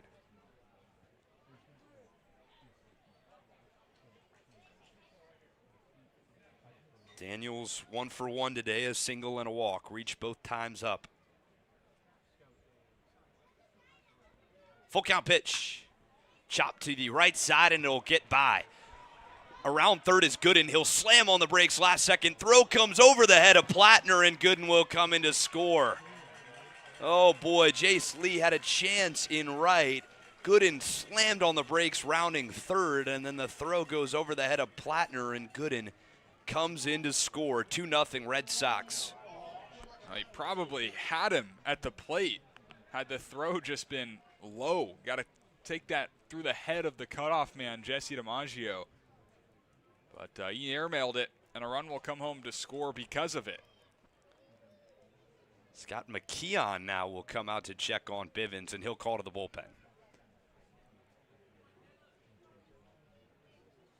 Coach Cooper is in the dugout, normally the manager who comes out to check in on his arms, but McKeon comes out now to pull out the righty Bivens. Looks like Ryan Buckler will enter this game. Well, rounding third, the stop sign put on for Gooden from third base coach Jeff Pickler. Bivens works around a throwing error in the outfield from Jace Lee. 2-0 ball game. Bivens exits. We'll step aside for now and have you covered with Ryan Buckler when we return in the top of the 6th. Aubin Equipment has been providing service to commercial landscapers in the Cape Cod area for more than a decade. They're staffed with experts and professionals who will provide you with personal service for all your equipment needs. Aubin Equipment is the exclusive sales and service dealer for Walker mowers on Cape Cod, and we're named the top dealer in Walker equipment 3 years in a row. Find Aubin Equipment online at aubinequipment.com or stop by Monday through Friday at their location in South Dennis.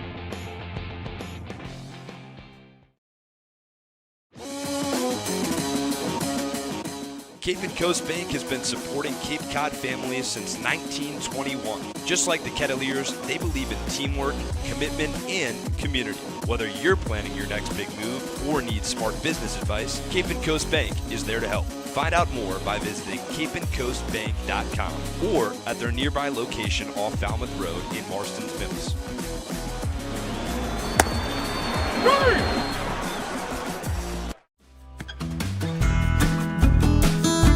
Cats fans, this is Hogan Denny, catcher from Indiana University, and we're grateful for all your support this summer. Let's get back to the best ballpark on Cape League TV. It was almost a perfect outing for Grady Bivens, working on one run. It was unearned, but 2 errors in the field don't help out the righty in the transfer portal, and a call to the bullpen for Coach Cooper and the Kets. It's the local guy, Ryan Buckler, 6'1", 175-pound junior. He was at Virginia Tech, transferred to FAU. And there you take a look at Grady Bivens. He pitched the most innings this year for a Kets starter, 5 1/3, just 5 hits allowed, 2 runs. Neither of them will be earned in the box score. 2 walks, 3 Ks, 1 hit by pitch. Productive outing. Yeah, stand up and clap for Mr. Grady Bivens, because that was phenomenal, going up against far and beyond the best offense in the league. Doing that, the guy trying to crack into the Division I level. Hasn't pitched above Division II in his springtime career, but he is showing up, showing out, using all 6 of his pitches to perfection tonight, just 2 walks. Can't say enough good things about Grady Bivens. Now it's Ryan Buckler's turn to try and fend off this Red Sox offense. 2-0 ball game. Buckler's first pitch finds the zone to Ethan Ball. The run on second is credited to Bivens. That was the single into right field that snuck by the second baseman Coy. Throwing error by Jace Lee on the back end scored the run. 2-0 for Ryan Buckler. Heads home, produces a swing and miss. Buckler looked pretty good last time against Brewster, and he was really just ripping that changeup at the Whitecaps. Already gone to it a couple of times in his first 2 pitches here. Up and down start to the season. Had a rough one at Chatham versus Brewster. Just threw 1 pitch. And Hogan Denny threw out a runner. This ball lays off one upstairs. 1 ball, 2 strikes. And then the most recent appearance, as you mentioned, just 2 days ago on Saturday night at Brewster. 1 1/3, no runs, no hits, no walks, no strikeouts. Guy who pitches to contact, but it worked on Saturday night. 1-2. Over the head of Pano into left field. It'll fall for a hit. Stopping at third base is Daniel, but cruising into first is Ball. Runners move to the corners with 1 out. Okay, so what? No one hurt. Runners on the corners. Runner stays at third. Not the worst case scenario, right? Good job. Get that ball in quickly. Still working against the bottom of the order here. And a ground ball now gets you out of the inning. You're able to roll one up to Owen Pano or Noah Coy. Guys are so solid up there. Up the middle. Would love one here. Buckler from Barnstable, Massachusetts. Just nearby, grew up going to the Kets games. Showing bunt is Beverly. He'll place it perfectly down the first baseline. No play at first. What a smart one from John Beverly. Just laid down a bunt in a situation you didn't expect it. Another run comes in to score. 3-0 Red Sox. Yeah, by the way that Jesse DiMaggio and Aiden Aguayo, for that matter, reacted to that, tells you they weren't expecting it. And that's a perfect bunt. A push bunt towards the first base bag. And a tough play for Jesse DiMaggio. I mean, playing in your first game at first base this summer, maybe in a long time, that's a tough one. He's had a couple tough ones. As laying off, that one is Bacchini. Still searching for his first hit with the Red Sox.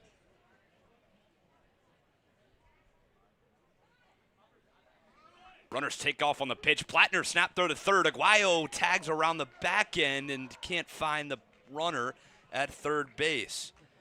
Double steal executed to perfection for the Red Sox. Yeah, look, I mean, it's not a terrible throw from Will Plattner, just to the wrong side of the third base bag. And it's tough for Aiden Aguayo because he's playing off the bag a little bit. He's got a lot of ground to cover to try and get that one. And the infield is going to come in with 2 in scoring position after the double steal. Got to cut down on the run, chopping it through the right side for a hit. Bacchini finds his first hit as a Red Sox in a perfect time for an RBI. Well, had the defense been back, I don't know, maybe getting out there, but they're playing in, trying to prevent the run from scoring. And unable to do so here. Sneaking it through, station to station, goes John Beverly. Not trying to test the Jace Lee arm, but a much better throw into the plate this time. But 3 runs home in the inning. And now we're going to the top of the order. Yeah, that's 4 straight hits for the Red Sox bats, and they've still got runners on the corners with just 1 down. Buckler heads home right down the middle. I mean, not a whole lot of hard contact in this inning either. Just Ket's getting baseballed. Gooden's double led off the inning. That was smashed to left field. Cerna popped out to the center fielder, Kroberger. Daniel singled through the right side. Ball singled. Beverly singled. Vicini singled. Now squaring around a bunt is Manolfi. Pulls it back.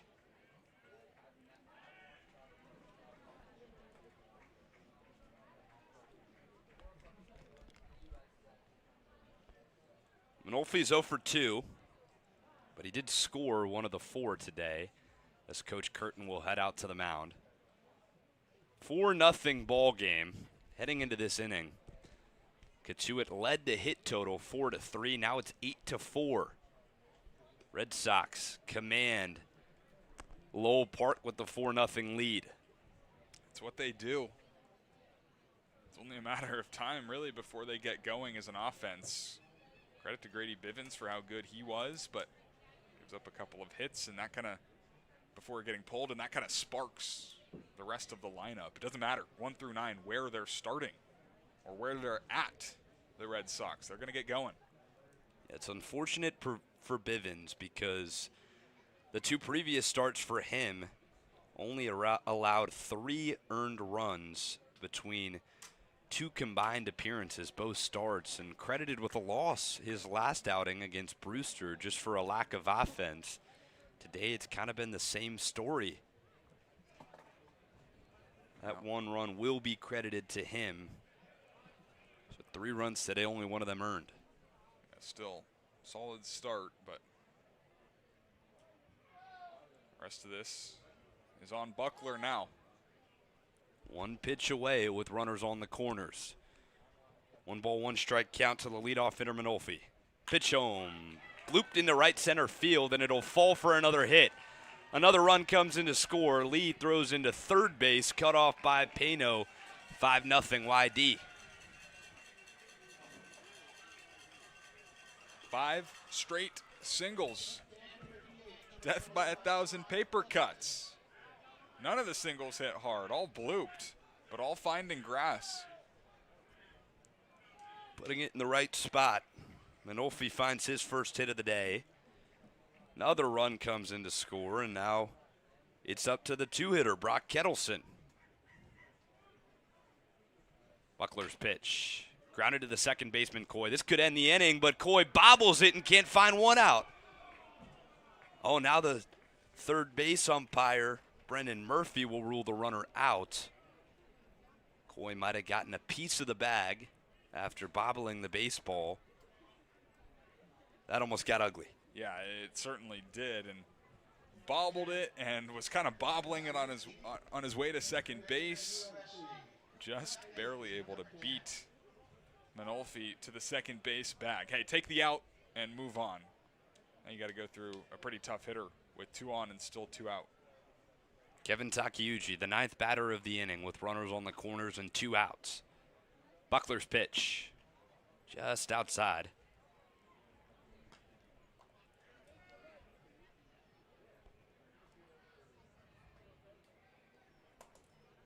Buckler was improving on his appearances, but has entered this ball game and has given up 4 hits and 2 runs. Takeuchi takes on the inner calf. 1 ball, 1 strike. On deck is Tommy Gooden, who led this whole thing off with a double. You don't want to let it get back to him. Runner takes off on the 1-1. Takeuchi fouls 1 off. Hit and run, putting them in motion. Trying to keep applying pressure. We see the Red Sox do it multiple ways with the bunts, runners in motion, the constant base hits. It's a complete unit. They are a well-oiled machine. Brock Kettleson has 3 stolen bases. He'll take off, but it won't matter because Takeuchi swings over the top of a nasty breaking ball. Not before a lot of offense for YD. 9 hitters come up in the inning, and 4 runs come across to score. Cats looking to respond. Bottom of the 6th coming your way after these short Kettleers Digital Network messages.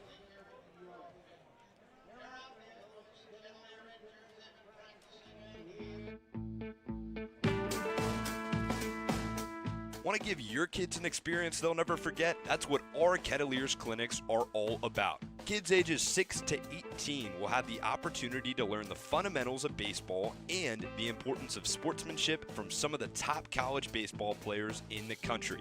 Youth baseball clinics begin the week of June 22nd and end the week of July 20th, and sessions are held from 9 to 11:30 each day. The advanced baseball clinics run from July 27th to the 31st. Head to the Kettleers website for more information.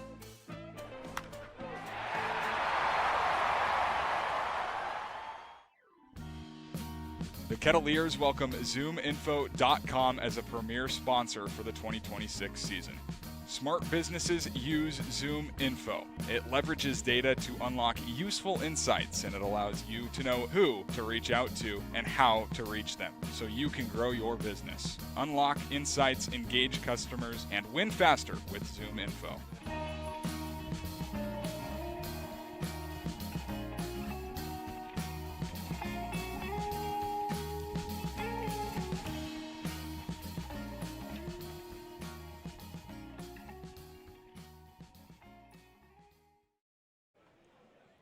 Disastrous top of the 6th for the Cats, giving up 4 runs on 6 hits, 1 error, and 2 left on base. Time to respond as Will Plattner due up in the bottom of the 6th. Back out on the hill, Peter Doobie for the Red Sox.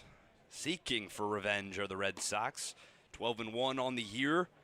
Only loss to these Cotuit Kettleers. It's early, but I've noticed some trends on the Cape Cod season so far.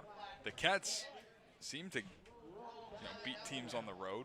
Chatham had them on the road. YD had them on the road, beat them both. Come in here and then get punched in the mouth a little bit. Well, that has been a theme. That Chatham game was the exact same start. Plattner will take on the outer half.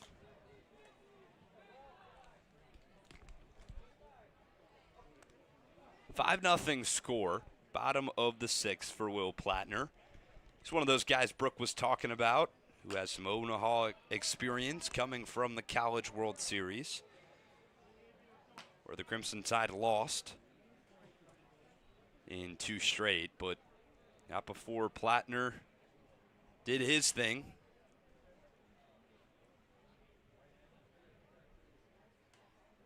0-2 from Doobie, outside. Yeah, I mean, he was talking about how he's trying to just get back to playing every day. Didn't really have that opportunity, kind of an injury-riddled 2026. Came back and couldn't get into a groove. Trying to find that over the summer. That bats have looked solid. 1-2 home. Takes outside, strike 3. Frozen on a 91-mile-per-hour fastball. 1 up, 1 down to start the bottom of the 6th.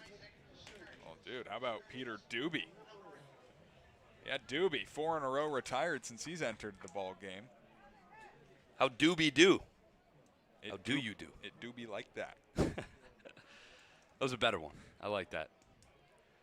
Isaac Sturgis, the cleanup man for the Cats, takes inside for strike 1. Well, 8 out of the 9 starters last night for the Cats had a base hit. Sturgis was one of them. 1 for 2, scored a run, had a sacrifice fly, and 2 walks. Off the hands into left field, shallow, playable for Daniel. Finds the second out. Would have loved to get one of those 2 runners on after allowing 4 runs in the top of the inning. Got to be able to punch back, fight back. This is such a good bullpen for YD. It's tough to do that. But you want to put some pressure on, and Cats have not exactly done that. here in the 6th. Yeah, that always kind of feels like a momentum shifter, right? You're out in the field for quite some time. Hot day, 80 degrees and sunny. You're tired. Come right back into the dugout, and then it feels like right away, boom, snap of your fingers, you're back out on the field. Those are how long innings happen. J.J. Moran next.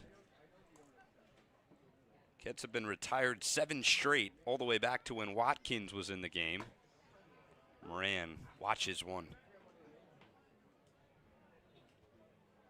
0-2 count on the verge of another 1-2-3 is Peter Doobie.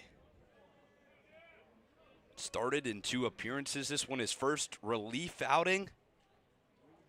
0-2 delivery. Blew it by him with a fastball. Second punch out for Peter Doobie. 1-2-3 go the Kettleers. No runs, no hits. 5-0 remains the score. Top of the 7th. Coming your way shortly on Cape League TV. A Generac generator from Mercier delivers more than reliable backup power. It delivers peace of mind.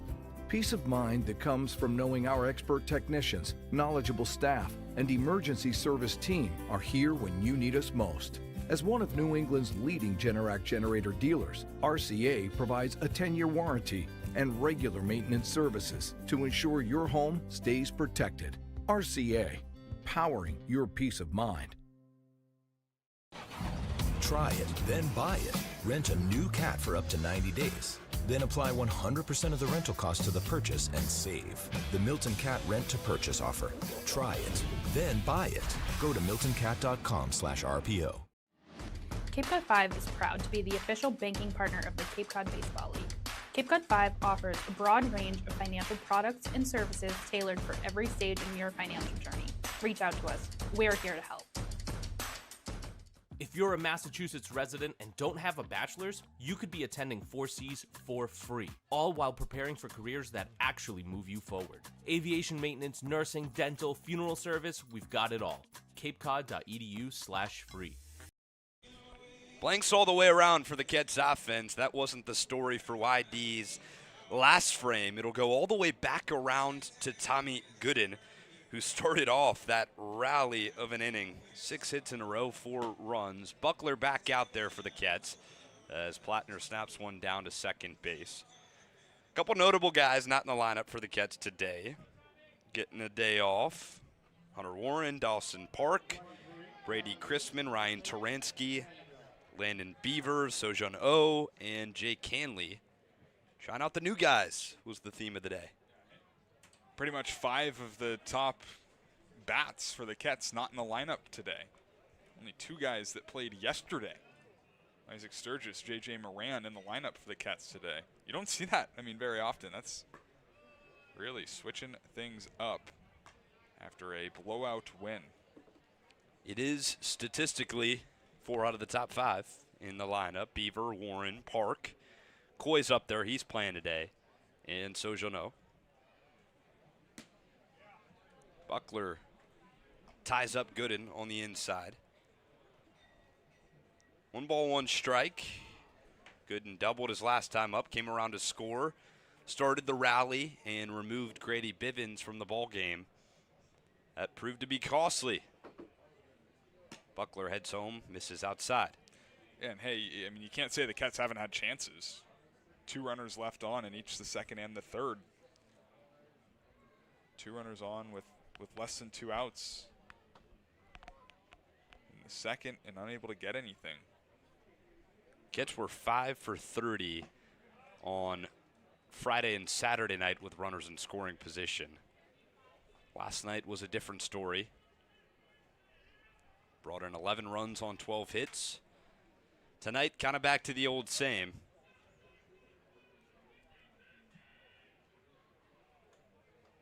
Gooden faces a 2-2 count, goes down swinging. Buckler finds his second strikeout of the early outing in the first of the top of the 7th. Well, how about it? Struck out Kevin Takeuchi to end the 6th, put out the fire in the 6th, now striking out hottest hitter on the Cape, player of the week. Well, Ryan Buckler said he wanted to improve on his strikeouts this summer. 2 in a row, that'll help. Sure will. Got Cerna chasing for the first pitch. Have you ever watched the movie Summer Catch, partner? No. Okay. I've been told by multiple people that I need to. Yeah, so this Ryan Buckler right here is almost an exact story. It's a replica, in a way. Local kid coming to a Cape League team. Said he remembers coming to games and running after foul balls when he was younger. Now his family comes to games, but watches him on the mound. Pretty awesome. Great story. Cerna shoots one through the right side. DiMaggio will have another try at first. This time a little easier. Flips to Buckler. 2 up, 2 down. He's had some tough ones today. Pop up and foul ground, some in-between ground balls that you really got to make split-second decisions on. Guys, remember, he's a catcher playing first base today, trying to broaden his skill set. That's a good play. PFP, never easy. Yeah. Well, that was the first one he kind of made conventionally. Sure. First ground ball, he caught it off the chest, kind of blocked it up like he had the pads on. As a check swing heads down the right field line, foul. And then the pop-up down the first base line, he caught it in a basket. So a little bit of everything from Jesse DiMaggio today. He's made the outs, though. Made it work. Result-based business, man. You said it. Who cares? You said it, partner. 5-0 ball game. Top of the 7th. Buckler looking for a 1-2-3. Working on Caleb Daniel. Change up outside, misses. 1 ball, 1 strike.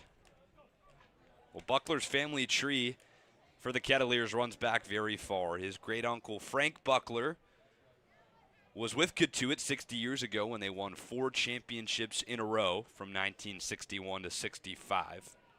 He was actually in high school at the time. That's no longer a possible thing. The league now exclusively college-oriented. And his brother Ed, or Frank's brother, Ed, also played at Cotuit for the Kettleers Teeners back in the 60s. 1-2 pitch, got him swinging. Local kid comes out and finds a 1-2-3, third punch out of the day, and a much-needed change of pace for the Kets pitching staff. 5-0 score, bottom of the 7th. Kets will need some runs. We'll see if they can get them next on Cape League TV. If you can dream it, if you can cruise in it, if you can summer in it, fish from it, or take it for a day at the beach, we can protect it. The Baldwin Group, protecting the possible. Cape Cod 5 is proud to be the official banking partner of the Cape Cod Baseball League. Cape Cod 5 offers a broad range of financial products and services tailored for every stage in your financial journey.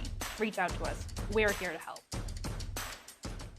Reader's Hardwood Supply is a candy store for wood, whether you're a professional or an amateur. Reader's Hardwood Supply carries over 70 species of both domestic and imported lumber from around the world, displayed in over 300 self-serve bins for your selection.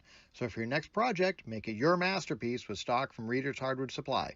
The woods of the world are here at Reader's Hardwood Supply. If you're a Massachusetts resident and don't have a bachelor's, you could be attending 4Cs for free, all while preparing for careers that actually move you forward. Aviation maintenance, nursing, dental, funeral service, we've got it all.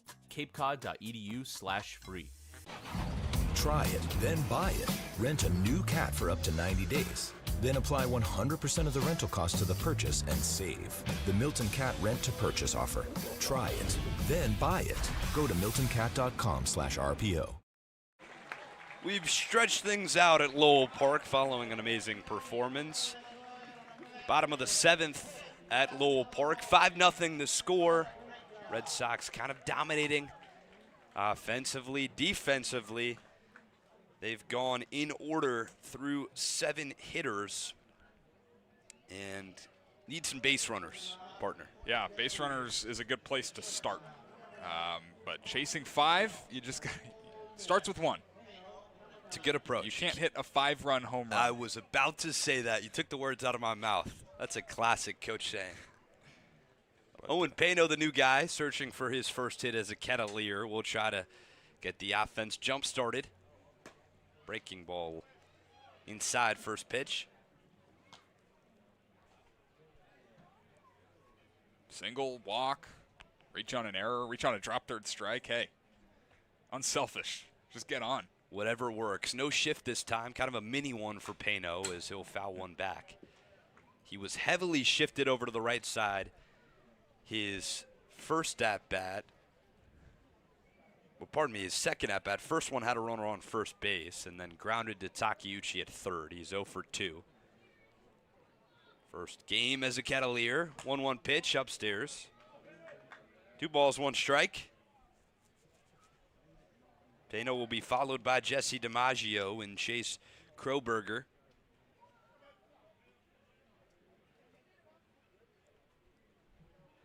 Doobie's 1-2. Upstairs.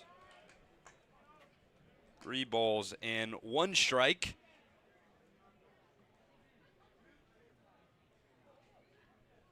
For a guy coming out of high school who was rated number 21 in the class of 2024. Highly touted guy, headed to Ole Miss his freshman season. Got minimal playing time, but had 24 games in which he appeared in, 16 starts. This year really his breakout season. Down in Oxford. Full count to him. Takes upstairs. First walk is a Ket for Owen Pano, and there's a base runner being provided via a walk. Hey, there's your start. Leadoff walk. You're going to want to stay tuned. I'm watching the replay. It gets good. Gets good. Yeah. You're coming back from the future? Watching the replay. Good for you. Good for you. Bottom of the 7th, Jesse DiMaggio due up.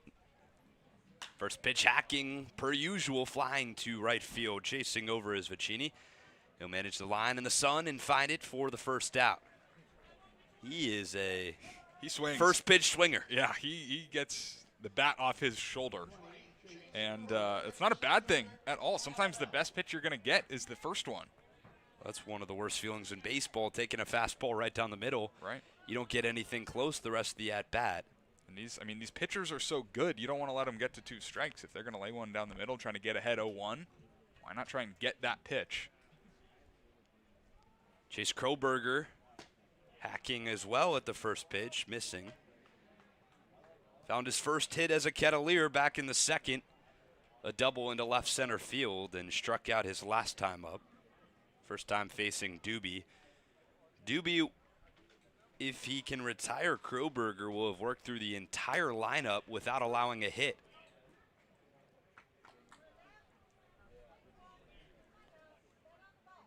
Oh, 2 with 1 out. To the Crimson Tide outfielder. Pano leads off first.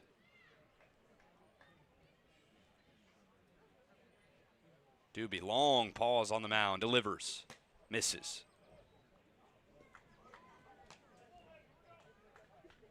Right now might be my favorite time to watch baseball at Lowell Park, right around 7 o'clock. It's pretty. It is so pretty. Nice. The way the shadows and the sun kind of falling over the field. Kroberger extends the at-bat for now. 2 balls, 2 strikes. Temperature kind of drops a little bit. Yep. Sun's not beating down on you. This is supposed to be the hottest week on the Cape this summer. Temperatures as high as 92, 93, getting up to 95. Kroberger waits on a breaking ball and fouls it off. Love it. Maybe the ball will start flying. See some homers. That is usually a direct translation of the weather heating up. Peter Doobie's been on a heater on the mound. 2-2 pitch. Got him swinging. Continuing an excellent relief appearance. He's now faced 9 Kettleers hitters, only allowed 1 to reach, and it's a walk. Yeah, going to the high heat here. And Kroberger cannot lay off. He goes down swinging for the 2nd time today after doubling in his first plate appearance. Got to do something with that leadoff walk. You have to. Jets don't have a hit since the 3rd inning. Lee waits on a breaking ball down the middle for strike one. He's 0 for 2 today. Popped out to the second baseman Manolfi and grounded out to Gooden at first.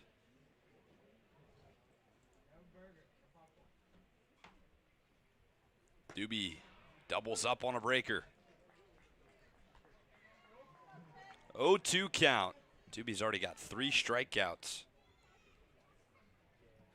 Nobody warming in the Red Sox bullpen. Oh, Peter Doobie's inning. 0-2. Spikes it.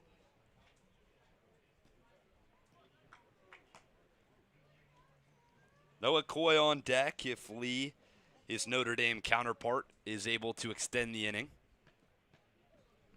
He's due for a hit. 1-2, 2-out pitch. Fisted off the hands into shallow right center. Chasing back is Manolfi, finding it for the 3rd out. Another quiet offensive inning for the Kits. No runs, no hits, no errors for the Red Sox D. 1 left on base. The Pano walk. Top of the 8th coming up now as Buckler heads back out to the hill right here on Cape League TV. Aubin Equipment has been providing service to commercial landscapers in the Cape Cod area for more than a decade. They're staffed with experts and professionals who will provide you with personal service for all your equipment needs. Aubin Equipment is the exclusive sales and service dealer for Walker mowers on Cape Cod, and we're named the top dealer in Walker equipment 3 years in a row. Find Aubin Equipment online at aubinequipment.com or stop by Monday through Friday at their location in South Dennis.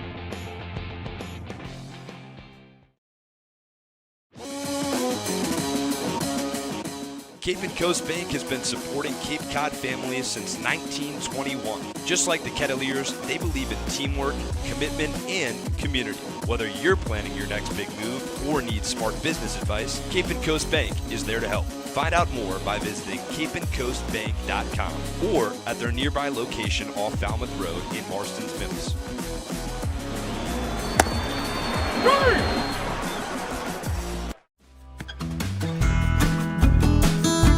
Cats fans, this is Hogan Denny, catcher from Indiana University, and we're grateful for all your support this summer. Let's get back to the best ballpark on Cape League TV. 5-0 ball game through 7 complete innings. Top of the 8th. Right now, Ryan Buckler heads back out. It was Grady Bivens to start things out for the Cats, a productive outing for him, but dealt with some errors that ultimately surrendered 3 runs. Buckler came in and gave up 4 hits and 2 runs, but then went 1-2-3 back in the 7th. He'll take on Ethan Ball, John Beverly, and Dante Vicini, 7-8-9 in the Red Sox lineup. But everyone on the squad can really hit it. Yeah, I mean, 1 through 9, it's tough. There's a reason they've got the best batting average on the Cape. And I think for Buckler, he might be tasked with the rest of this ball game. That could be the approach. Coming up a long stretch of baseball for the Kettleers. Just about to say. They've got 1 tomorrow against Hyannis, 1 on the 1st at Chatham, Fenway Day on the Thursday the 2nd, and then 3 games to follow that before the first official off day. And then a lot of road games mixed in there as well. You go on the road. 4 out of the next 5 right. road games. Yep. Exactly. Here's Ethan Ball out of Virginia Tech. Buckler transferred from Virginia Tech to FAU. Misses low.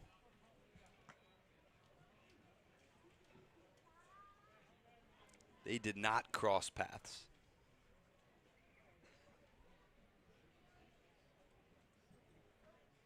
Old ACC freshman team, Ethan Ball was.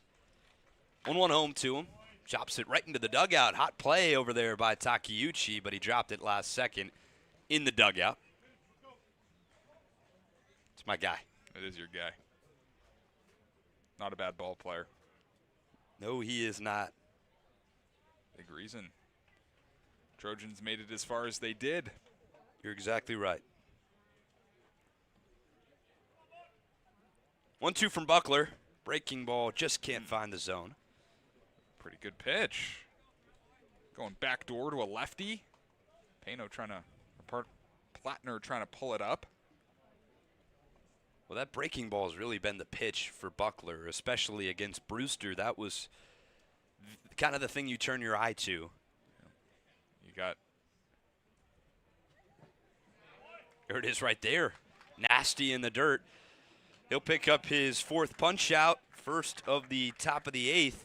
Gets ball down on strikes. Well, when you got the low 90s fastball, you better bring some good breaking stuff, and that's what Buckler does. A changeup and a curveball. We've seen both of them tonight. He's got 4 strikeouts. How about it? He's picking them up and putting them down now.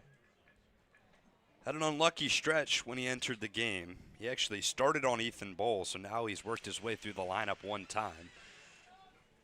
Gave up 5 hits in a row to the Red Sox lineup, but since has retired 5 in a row.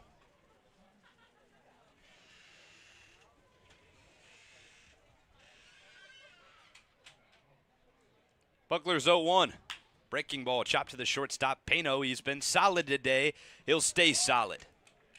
Got Beverly about a half a step late. 2 up, 2 down. Nicely done. Showing off the cannon, sure. A little closer than maybe it needed to be, but out indeed. And how about Buckler? How about it? Keep putting them away. Weak contact. Even the hits he was giving up, weak contact. 4 That hits. is true. 4 hits he gave up. None of them hit hard, but they all found grass. 6 straight for Buckler. Working on his 7th. Vicini takes strike 1. And how about that changeup? Right back to it. Throwing it to righties, throwing it to lefties. That's a good pitch. If you're able to keep guys off balance, that sets up a fastball. Especially with 6 lefties and 1 switch hitter in the lineup for the Red Sox. There it is. Breaking ball on the inside corner. I mean, he's throw the changeup and then that one, a fastball with a lot of sink, 89 miles an hour. That's a tough pitch, starting it kind of at the hip of a lefty and letting it run back to the plate. Especially when the last pitch was away, it kind of comes in at you. Right. 0-2 home. Vicini thought about it, lays off. I really like the way he's mixing them up right now. Even that, Vicini wanted to go. He's got him set up for the whole arsenal right here. 1-2, 2 outs, top of the 8th. Buckler comes set, winds and deals, misses. 2-2.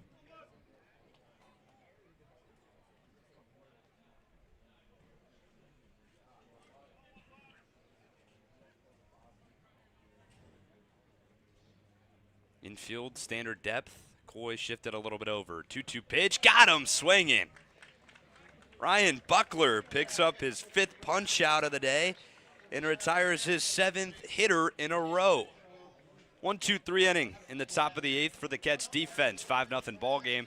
Heading to the bottom of the 8th, only 6 more outs left to get 5 runs for the Cats. Next on Cape League TV. A Generac generator from Mercier delivers more than reliable backup power.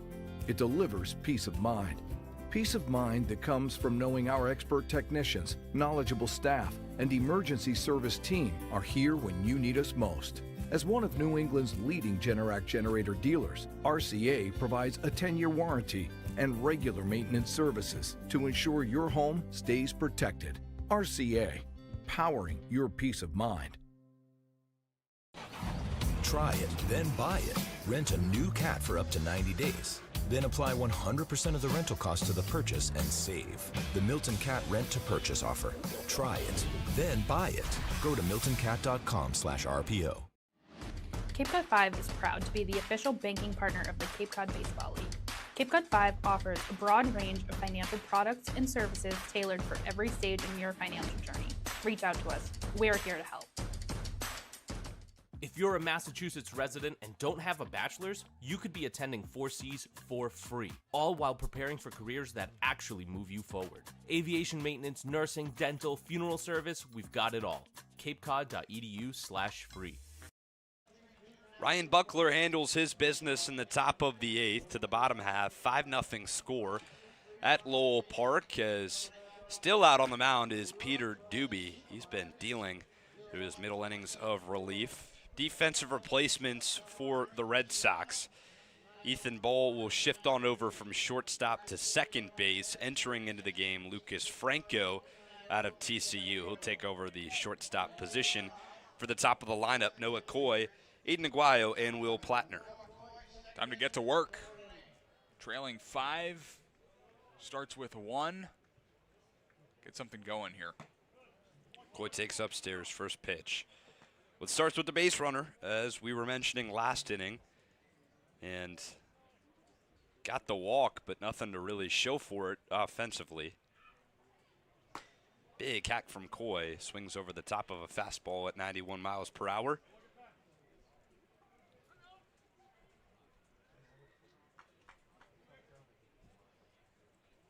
Coy was a leadoff hitter at Notre Dame all year. Takes inside the zone. 1-2 now. He was a Brooks Wallace Award watch list for 2026. That goes to the best shortstop in baseball.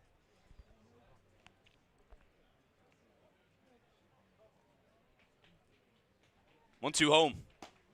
Takes inside, just on the edge.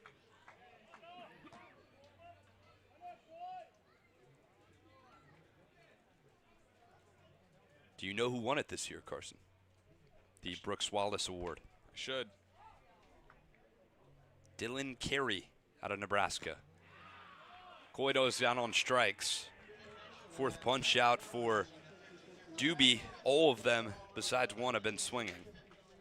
Saw Dylan Carey with Nebraska come to Eugene in the spring. He had a solid weekend then.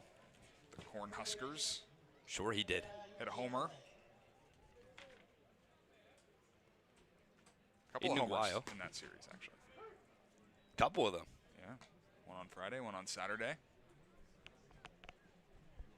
Good series that was. That was cinema. Sure was. 0-1 to Aguayo. Finds the corner. Quickly down 0-2. Doobie has thrown 4 first pitch strikes in a row.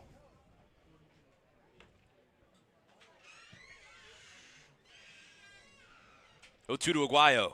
Hit high. Behind home plate. Chasing and throwing the mask. Cerna might have a play on it. Oh, we could have had a play on that. Goes right in front of us by the press box. Cerna ran out of room. Were you ready? Not this time. The roof protecting, I kind of give up on him easy. It's kind of difficult for the press box to get a foul ball. That was the perfect trajectory. One of these days, I'm going to get one while calling a game. Aguayo's 0-2. Oh, inside, almost hit him. When you talk about the Brooks Wallace Award, Aguayo's teammate, Rock Chalowski, won it in 2025. And this year, Aguayo turned 14 double plays with him, his middle infield counterpart. Now he'll go down looking on a breaking ball in the corner. Back-to-back punch-outs. Not a fan of that one is Aguayo. He'll take with him 5th strikeout for Peter Doobie in relief. This is a masterclass.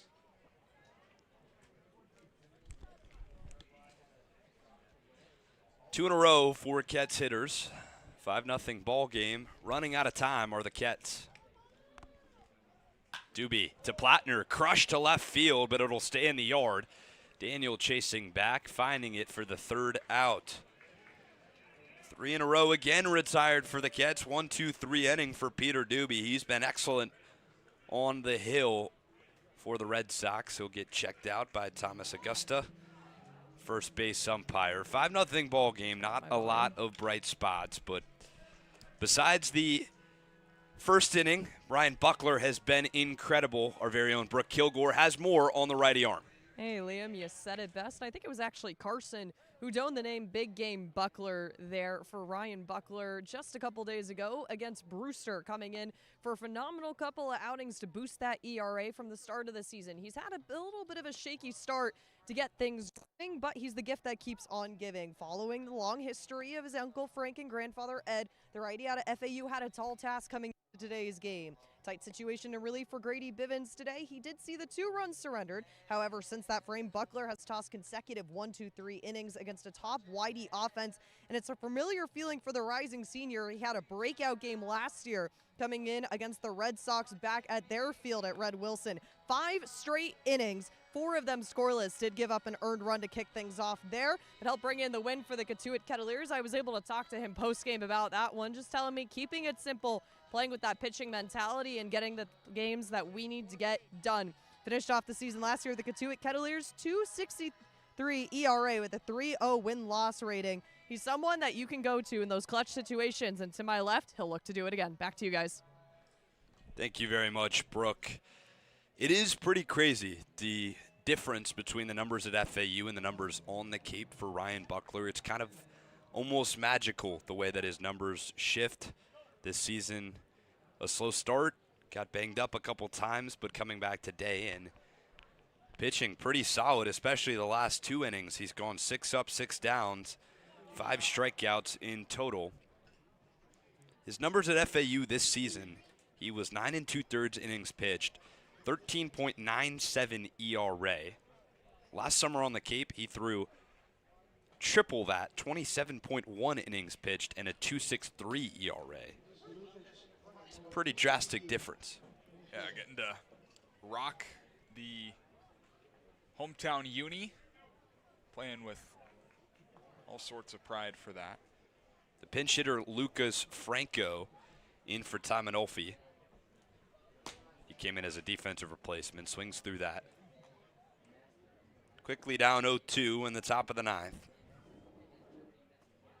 Only 2 arms used today for the Cats, and all things considered, yes, it's 5-0, but Cats haven't produced much offensively. Pretty solid outing for the pitching staff. Back up the middle, Pano won't be able to reach up to that one.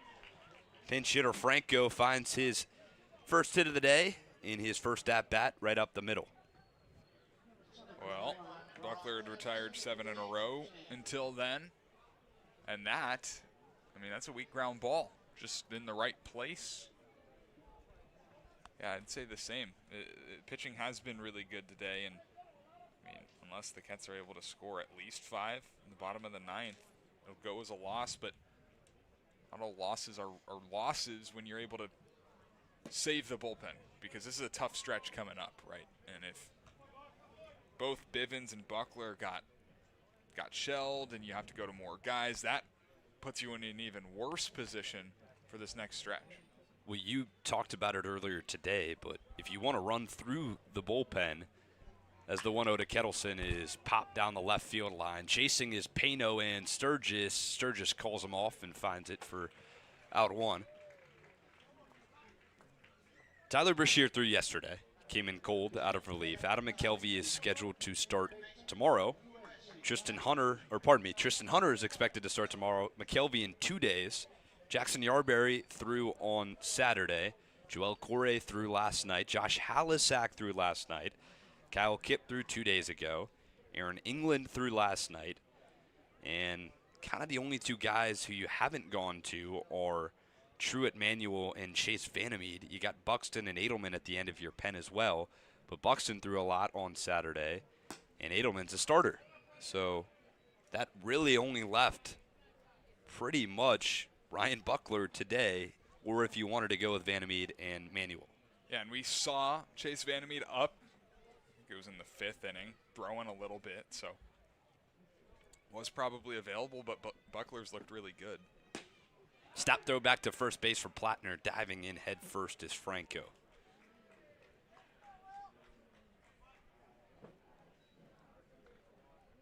Catching has been a position that the Cats have struggled somewhat with. A lot of runners swiping free bags, but Plattner's been very solid behind the dish. 1-1 from Buckler. Takeuchi flares one into right field. Lee is chasing on, thinking about doubling it back to first base. He will not. But Takeuchi is retired.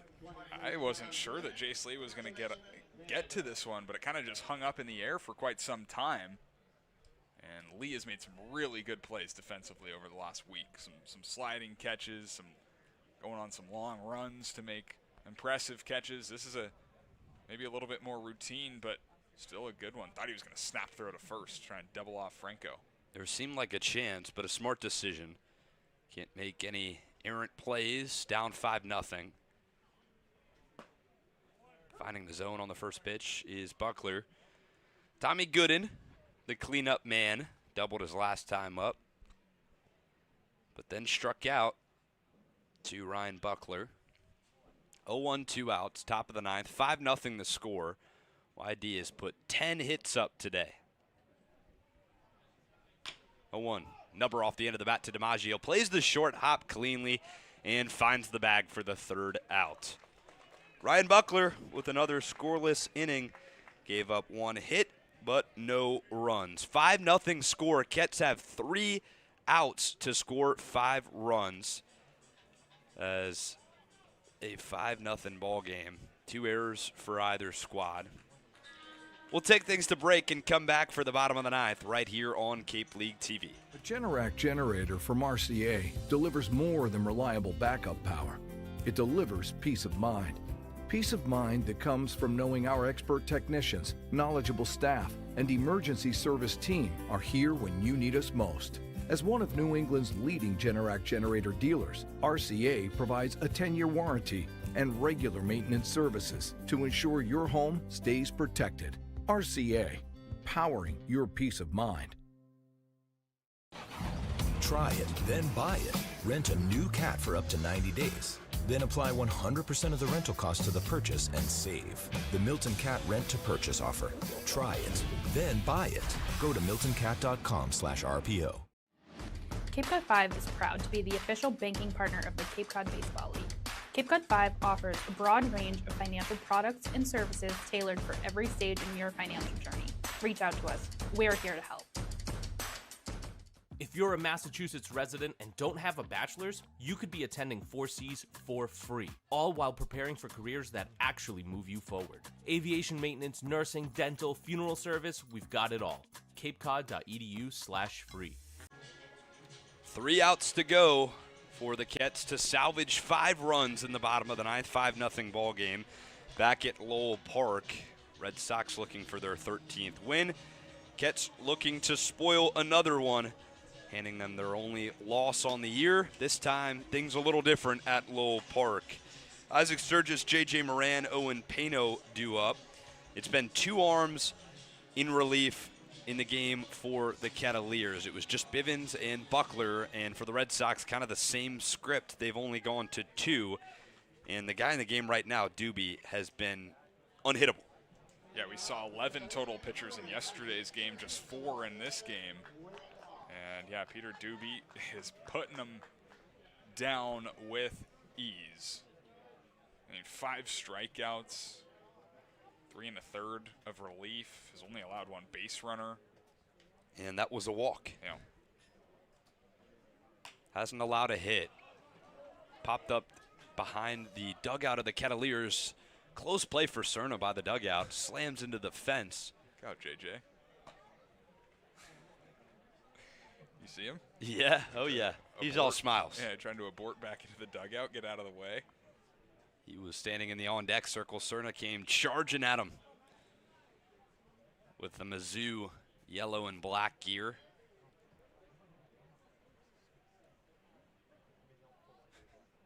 Sturgis is 1 for 3 today. A single. Crushed to right field. Chasing back is Vicini, and Beverly will call him off and find it for the first out. Now down to 2 outs left to get 5 runs on the board. Is this where it gets good? Yeah, I was saying, this is where you're going to want to really lock in, because it gets fun. It gets real fun, and it starts with JJ. As it has usually. Well, the reality is kind of setting the table for tomorrow at some point. 5-0 ball game. It's something that Rob Cooper has said often, but at-bats translate from game to game. If you get a guy a hit, a couple good hacks at the plate, the next day, those things might translate, especially for some new guys like Owen Pano, who's on deck. 0-1 count to JJ. Takes low. Hey, just trying to put the pieces together. A good spring for JJ and the average under the Mendoza line on the summer. But he's hitting 4 straight.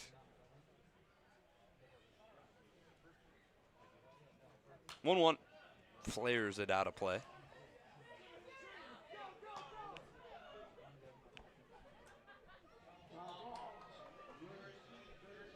JJ Moran and Owen Pano, the last two hopes to keep this offense going for the Kettleers, who haven't scored a run today. 1-2. Fouls back. Last time these two teams faced off, it was the 5th game of the year for the Cats and the 6th for the Red Sox. 4-3 was the final. Kettleers stole the only loss on the season for the Red Sox, and in part to 2 Jake Hanley homers and a 2 RBI pinch hit single for Sojourneau in the top of the 9th. Game-ending double play in the bottom half. Luke McGrath got the win. Today, kind of a different story. 5-0 ball game. Red Sox dominated, and the offense has not been there. 2-2. Runs inside and almost hits JJ on the forearm. Full count. Another good at-bat from JJ. He's 1 for 3 today. A couple of times he's drawn a full count as well. Fouling off some tough ones. Taking some close ones. Doobie's home. Blows it by him. 90 miles per hour right down the middle for his 6th strikeout.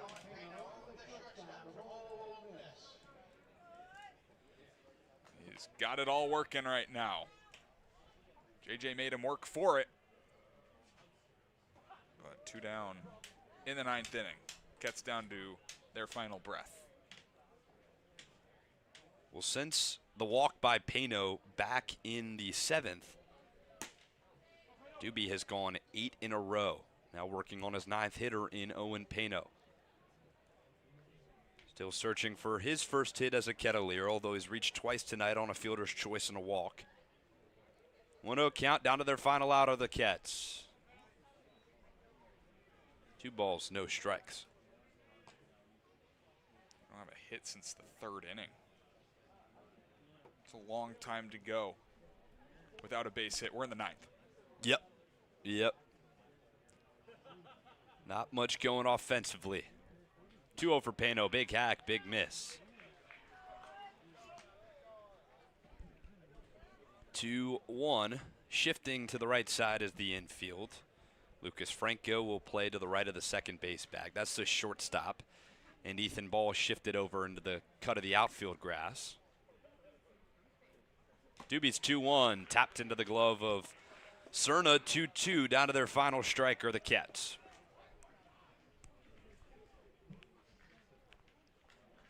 Four hits for the Cats. Haven't had one since the 3rd. 2-ball, 2-strike pitch with 2 outs. Doobie struck him out. Red Sox come to Lowell Park and a loss to the Kettleers, something that the Kets did in return 10 days ago. This time, Red Sox return the favor.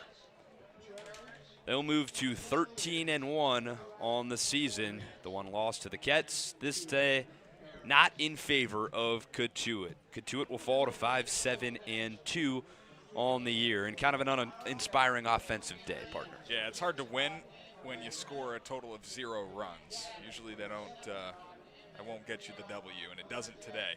YD brought it, and I mean, really, it's the 6th inning. They scored 4 times. They only needed the run they got in the 3rd. I really don't think that the pitching for Cotuit was as bad as 10 hits allowed. I thought it was really good. I thought Grady Bivens and Ryan Buckler did a really nice job today. Tough loss. What can you say? Tip your cap, move on to the next one. Would have been nice to continue that unbeaten streak for the Kettleers and give YD another loss on the year, but maybe next time. YD continues to cruise. That's 8 in a row that they've won. They look like an unstoppable team right now. That they do. Hunter Watkins will be awarded the win tonight. He went 4 innings pitched. Got to give credit to Doobie out of the bullpen, though. 5 innings, no hits, no runs. Grady Bivens will be credited his second loss on the season despite a pretty good start. He went the longest a Kets pitcher has all season, 5 1/3 innings pitched. That means that the Red Sox will travel back to Red Wilson Field tomorrow and take on Chatham, a home game, while the Kets begin their road stretch. They'll hit the road and take on the Hyannis Harbor Hawks tomorrow at 6 p.m. Final box score 5-0. 10 hits, 4 YD, 4 for the Kets, 2 errors respectively for either squad. 2 hours, 39 minutes is the final game time. Started here at 5:01 p.m., ended at 7:40. That'll do it for us tonight at Lowell Park. From our wonderful production crew, our broadcasting director, Joe Pratt, our producers, Adriana Leone and Emily Suki, our camera operator, Jaden Driscoll. We appreciate you for tuning in alongside my partners, Brooke Killgore, Carson Mercier, saying so long and see you tomorrow on the road at Hyannis.